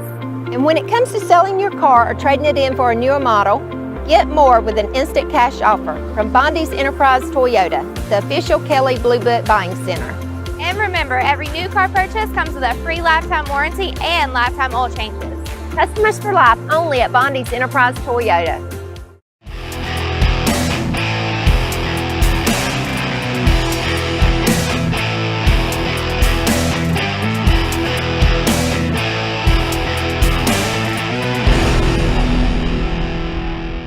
Tune in to BBTV Channel 17 each day at 7 a.m., noon, and 7 p.m. for obituaries submitted by your local funeral home. Brought to you by C Spire and these caring sponsors.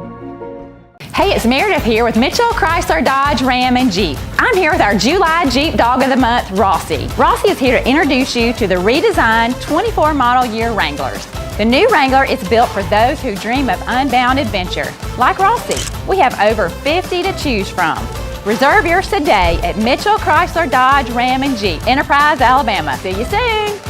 During the Make This a Summer sales event, save up to $5,000 off MSRP on new Jeep models in stock.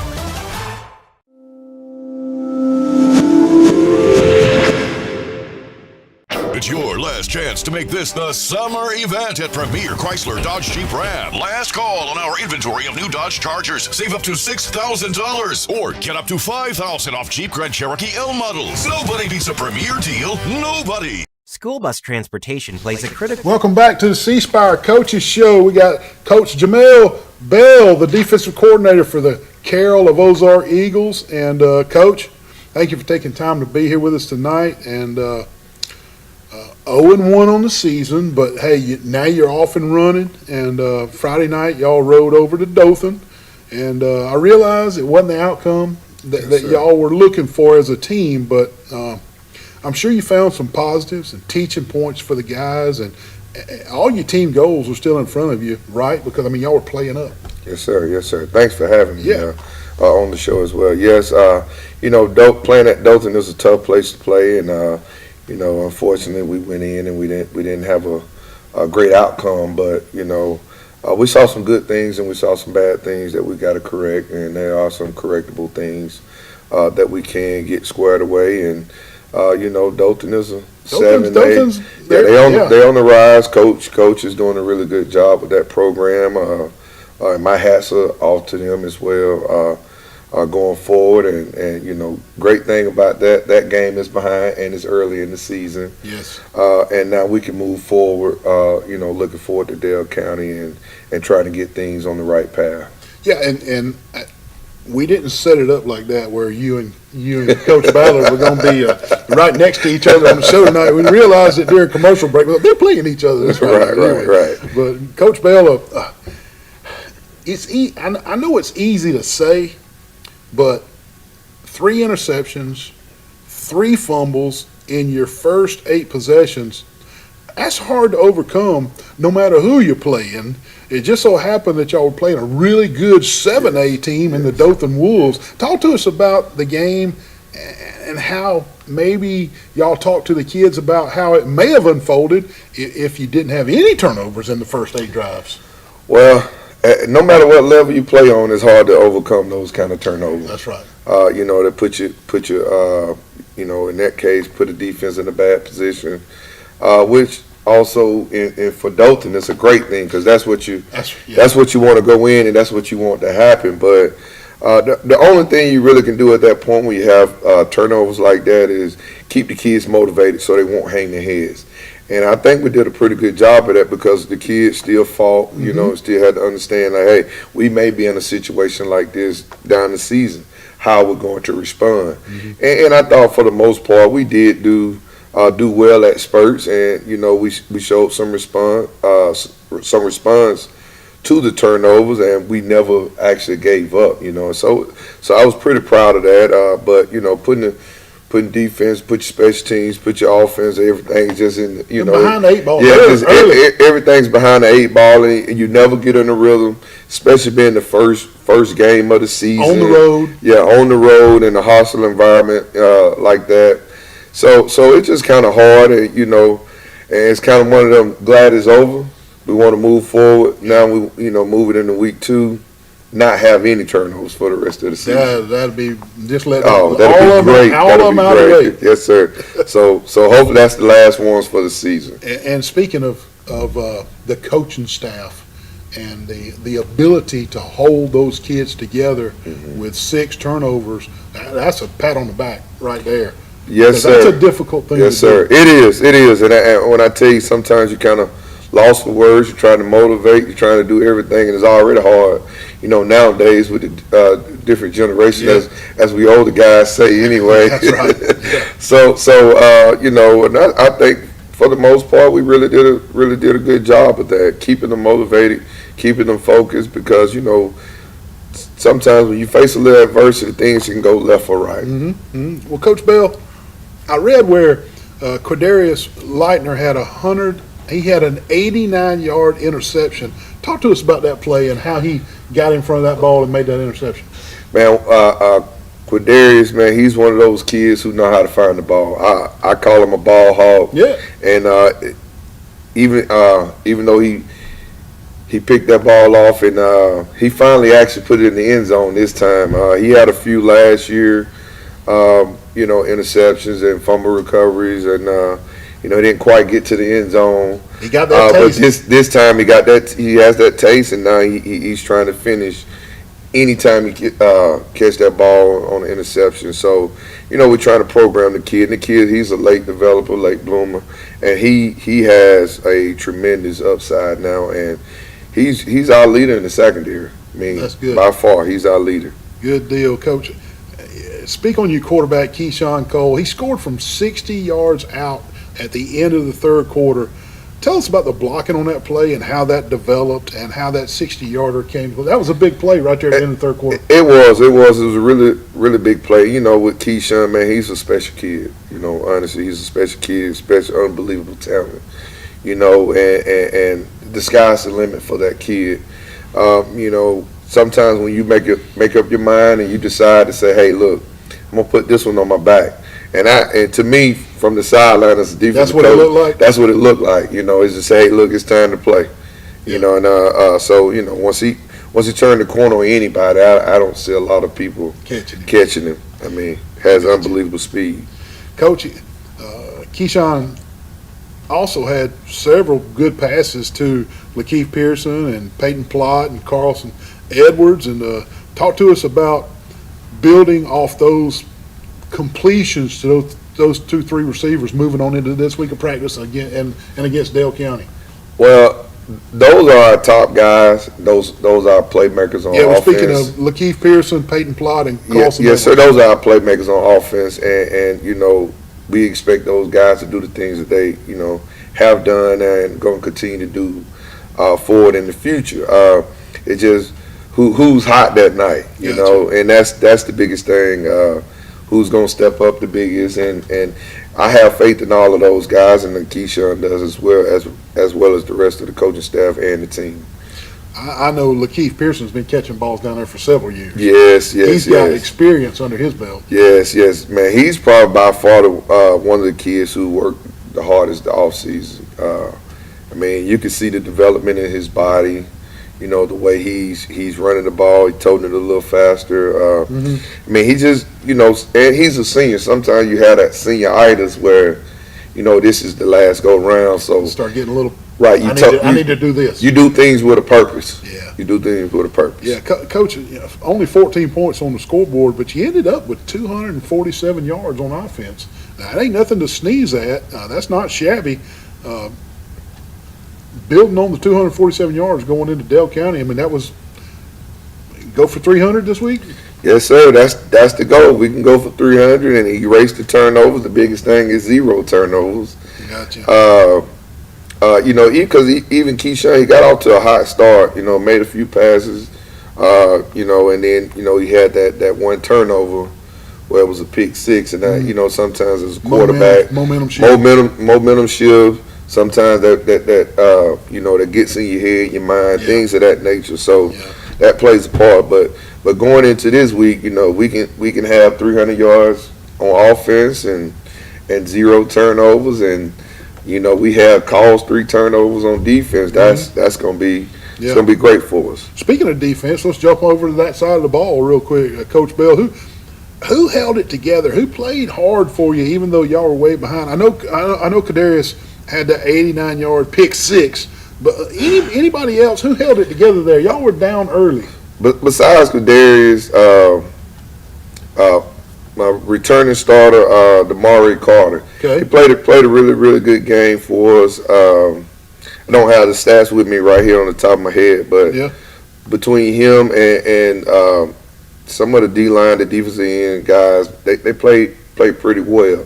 We blew some assignments, so it's kind of like, with the score being as lopsided as it's kind of like how did they do well? But when we went back and watched film, we saw a lot of great things out of Carter, Quadarius, and also other linebackers, and we have two new guys in the middle. We lost Carmelo Overton last year, and now we're having those guys filling in. And that was big shoes to fill. All they big shoes, really big shoes, high IQ guy, and now we're trying to get those guys to kind of, fill those shoes, which is kind of difficult. But I think after watching film, they would get better. Okay. Coach, talk to us a little bit about special teams. How'd they look? Did special teams hold it together down there?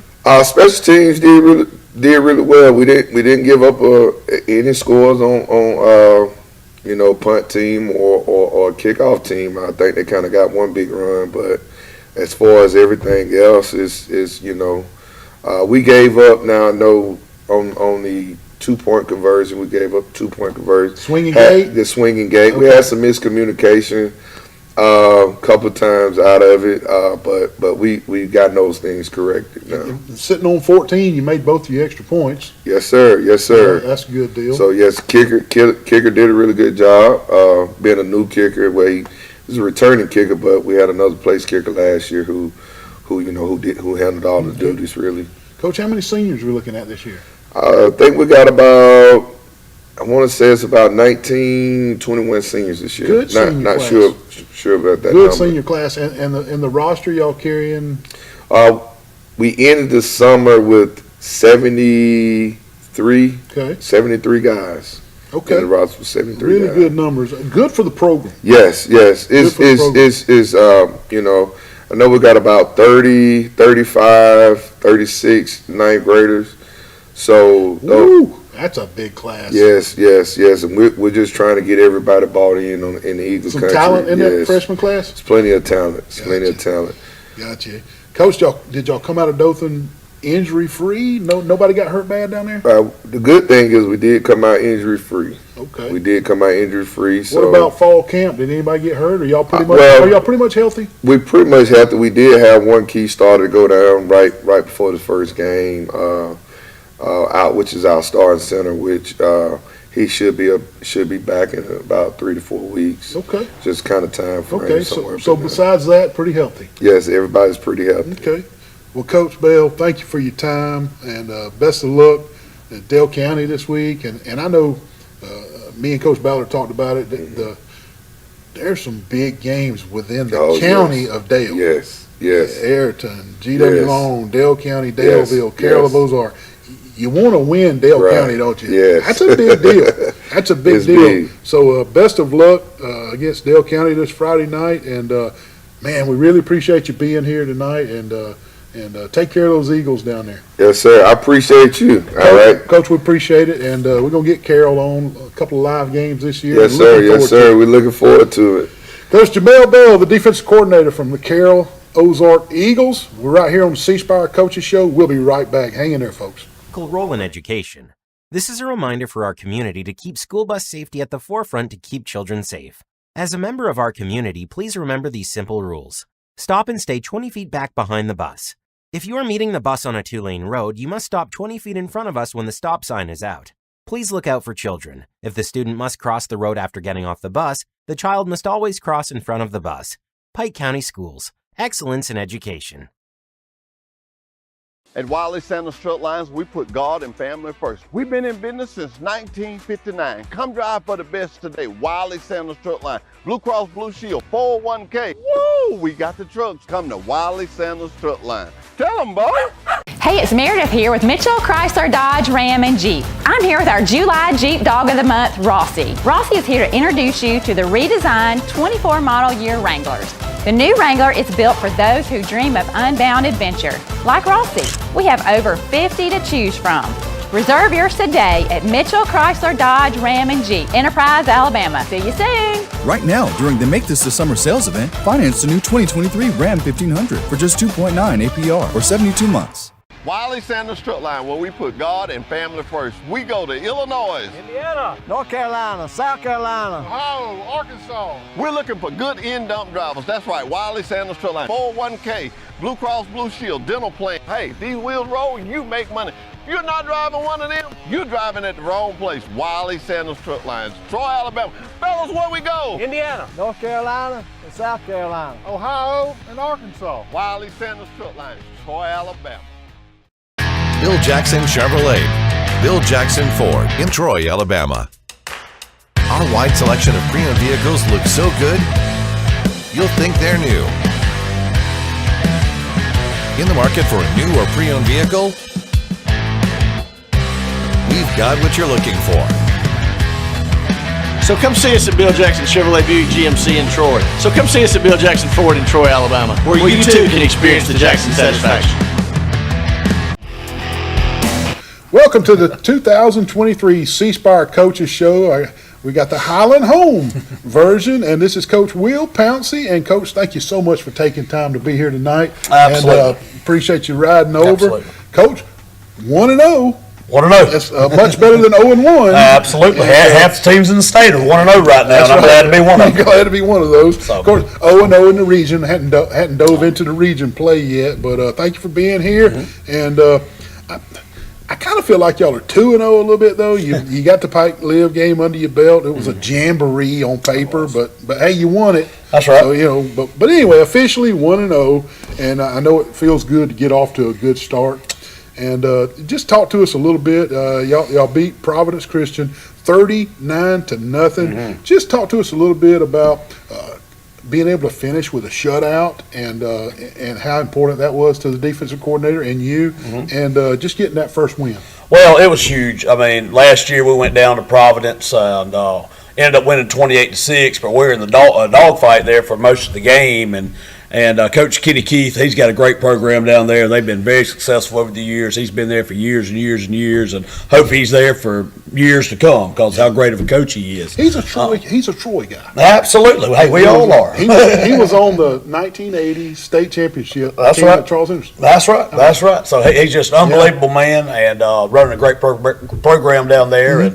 And we got off to a good start against them, and we just kept the ball rolling, and it was just a very impressive victory, especially with all the adversity we went through last week. We had a lot of sickness. Yep. I actually had to coach from the booth for the first time since, years and years ago, and so that was a little different. Now, it was kind of a breath of fresh air. I didn't have people tugging on me, asking me to get in the game. You weren't with the officials? I wasn't in the officials' ear. I didn't have to listen to anybody. I just actually got to go up there and coach football. So, but definitely, I had to coach up there because I was in COVID protocol and I had to have a closed off area for myself. But we had a lot of players that had dealt with sicknesses all week and missed a lot of practice. And then for us to go out there and have the performance we did with the execution we had, I was extremely impressed with our kids. Well, Coach, before we get too far into anything, the catch. Greg Tate's catch. Greg Tate. For the first score of the game. I mean, what a catch. Just talk to us a little bit about that play and his abilities. Oh, this kid, he's always kind of been around the program. Like I said, he's having to do a lot, outside of football. And now we finally got him there with the football team. He's made his grades. He's got to the path that he needs to be on because he has potential to go play at the next level. And that's some things that people don't see about it. Okay, he's a football coach. He coaches football and he draws up plays and all that. No, if you can walk a kid through what you just said and help a kid through what you just talked about, that's an important part of coaching too. Well, that's why we do it today. It used to be I got into this business, because I loved football and I loved coaching football and I loved teaching football. But I've stayed in this business because I love kids and educating kids and the relationships that I've built and the relationships that I have and seeing these kids succeed. And through the avenue of football that keeps them in the classroom doing what they're supposed to do and keeps that accountability going. And so that's really a part of my job that I really enjoy now. It didn't used to be that way when I was 22 years old, but now at 35 years old, that's what I've grown to love to do. But going back to the football things with Greg Tate and just the one-handed Randy Moss type catch he made, I mean, it was just unbelievable. He's an unbelievable talent and a kid that we're getting out there and he's learning more and more about the game every day because he's very raw. And he's just a junior. The kid's standing at about 6'4", around 200 pounds right now. With a wingspan. With a wingspan that's ungodly. I mean, John Summerall is probably knocking on my door a lot here coming up. He better at least. So because he's really a diamond in the rough, and the only reason he's in the rough because he hasn't been on that field more. But he's learning, and he's going to be very much an asset. He's not getting better each game. He's getting better each practice. Each day, and he's just scratching the surface. If he's even there yet. Yeah, Coach, we gonna get to J.J. Falk and C.J. May, but let's start with that quarterback, Bryce McKenzie. Let's start there. Tell us how he commands the offense and maybe even his leadership with the team. Just talk about Bryce just for a second. Well, Bryce commands the team. I mean, it's not just the offense. He commands everything. He is our other coach.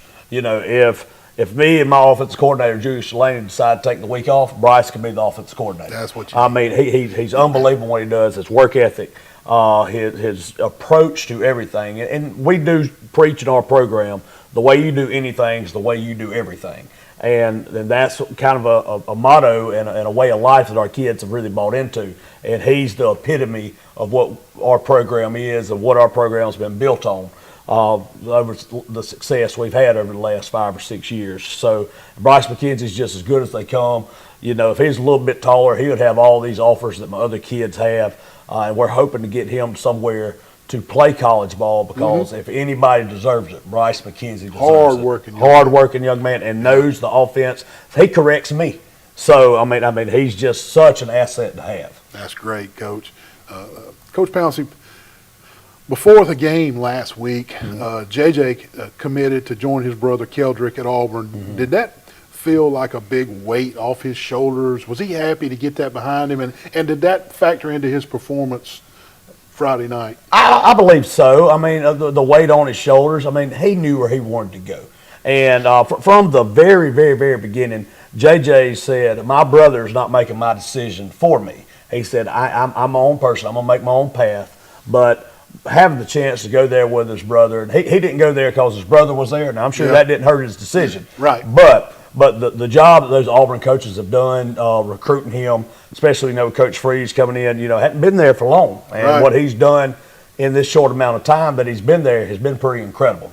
So hats off to what Auburn's doing, and I just look forward to seeing them on the field again because it's been such a pleasure being their head coach through Keldrick's career and them having both of those kids on the field at the same time. And then, at his commitment ceremony the other day, he makes his announcement, and I'm sitting there with him and his mother, and about the time Keldrick comes walking in the side door. And nobody knew it was coming. Shocked JJ. JJ gets up, screams his brother's name. His brother comes over and hugs him, and I'm telling you, it was a tear-jerking moment. I could see that. But something that, I just kind of exited scene, and, hey, this is a family moment type deal, and it was incredible. Incredible. That's great, Coach. Others on offense, Austin Norman had 78 yards rushing and a touchdown. Austin Crittenden had 75 yards, 2 touchdowns. That's right. Tyler Chancey, 17 yards and a touchdown. Lots of contributors on offense. Can the fans look for the same this upcoming week with that many people contributing? Well, like I said, I got to tell all my skill guys, the Austins, who are my running backs, Crittenden and Norman, and Tyler Chaney, not Chancey, but Chaney. Okay. Just an unbelievable talent. And all these guys are juniors. But I tell them all these guys who are very capable with the football, my biggest problem, and Julius Delaney, who's our OC, our biggest problem is we only have one football, guys. Only one person can tote the thing. That's right. So, they're all the other 10 got a block. That's right. That's right. But they know that, and they're happy for each other, and they're we are team oriented, and they know that our offense is a unit. And we're going to spread the ball around. So I tell them, don't get lost in stats because I've been on over the years, especially some of the recruiting that we've gotten over the last couple of years, especially with Keldrick and JJ and CJ coming up now, and some of the college coaches, all the college coaches have come and sit in my office. I tell my guys, I'm like, as not one of them has ever asked about a stat sheet or it's about their character, the grades, the person, the ability, the ceiling that they have. They don't care if they've scored 100 touchdowns or 2. So I try to tell them, and that is God's honest truth. No college coach has ever asked me about any stats. They want to know about character. They want to know about character and transcripts. There you go. Coach, you hit on this a little earlier, but I had it in my notes. Okay. I read where several players were under the weather and heading into this game against Providence. Did anybody get held out besides you in the booth? And if so, are they ready to go this week? We had a couple guys fight some sickness. For the most part, we were back.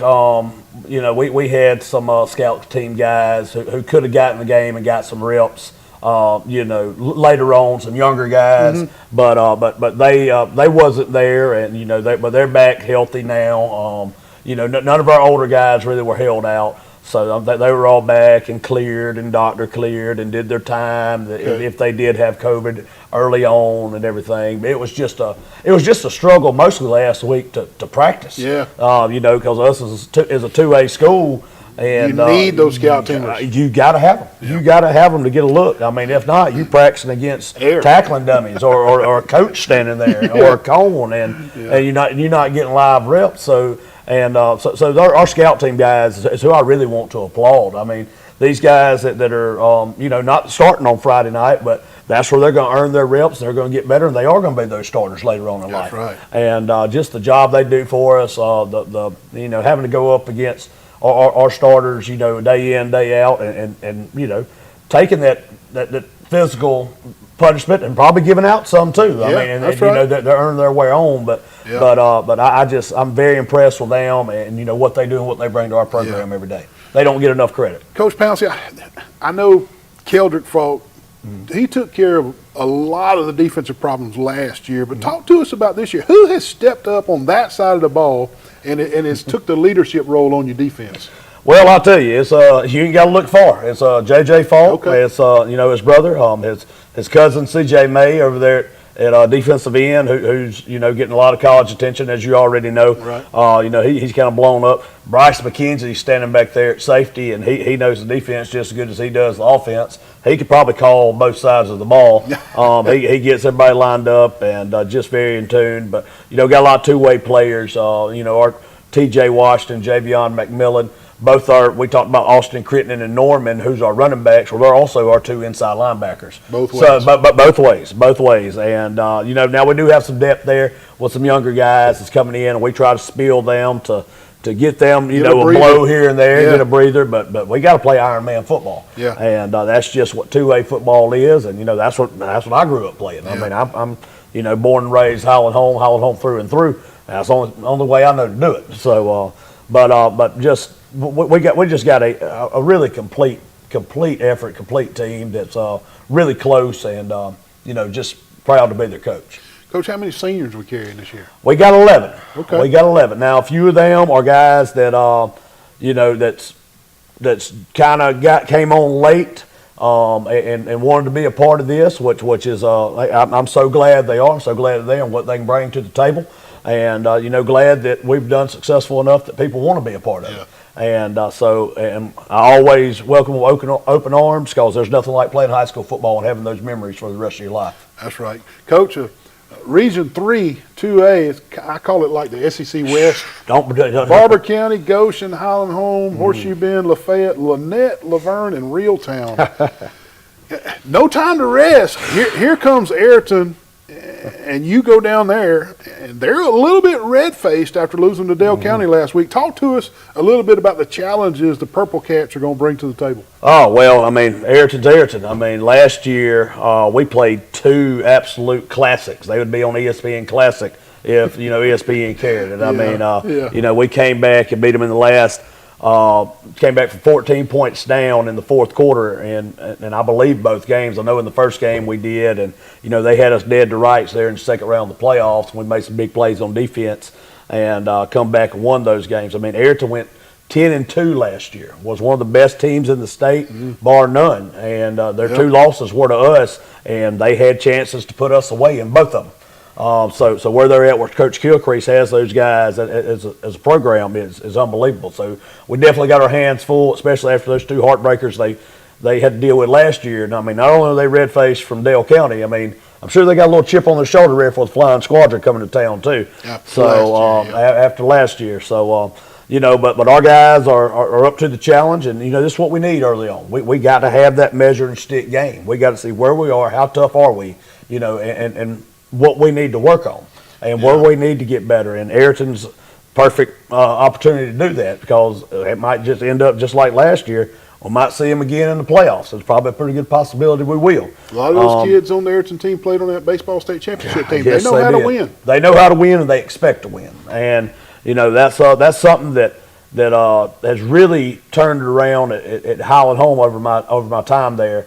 Is our guys in the locker room before the game, they expect to go out and win That's win the ball game. That's special, and, So- and y'all can see that as coaches. You can. and you're able to coach that, and that's awesome. It is, and we know Ayrton's got that. Of course, the baseball championship they've had, the success they've had in football.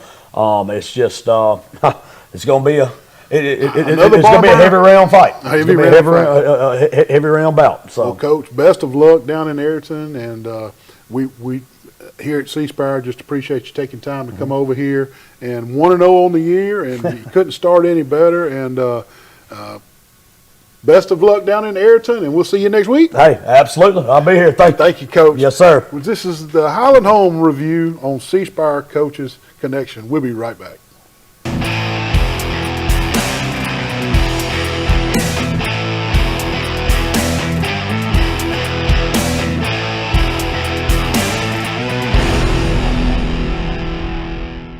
Make this the summer sales event at Premier Chrysler Dodge Jeep Ram with great summer deals like $12,000 off new Ram 1500 Limited Crew Cab models, or save up to $6,000 off on Ram 2500 models. Nobody beats a Premier deal. Nobody. School bus transportation plays a critical role in education. This is a reminder for students and parents to keep school bus safety at the forefront to keep our children safe. Make sure children leave home on time so they can arrive at the bus stop before it is due. Wait in a location where the driver can see them while approaching.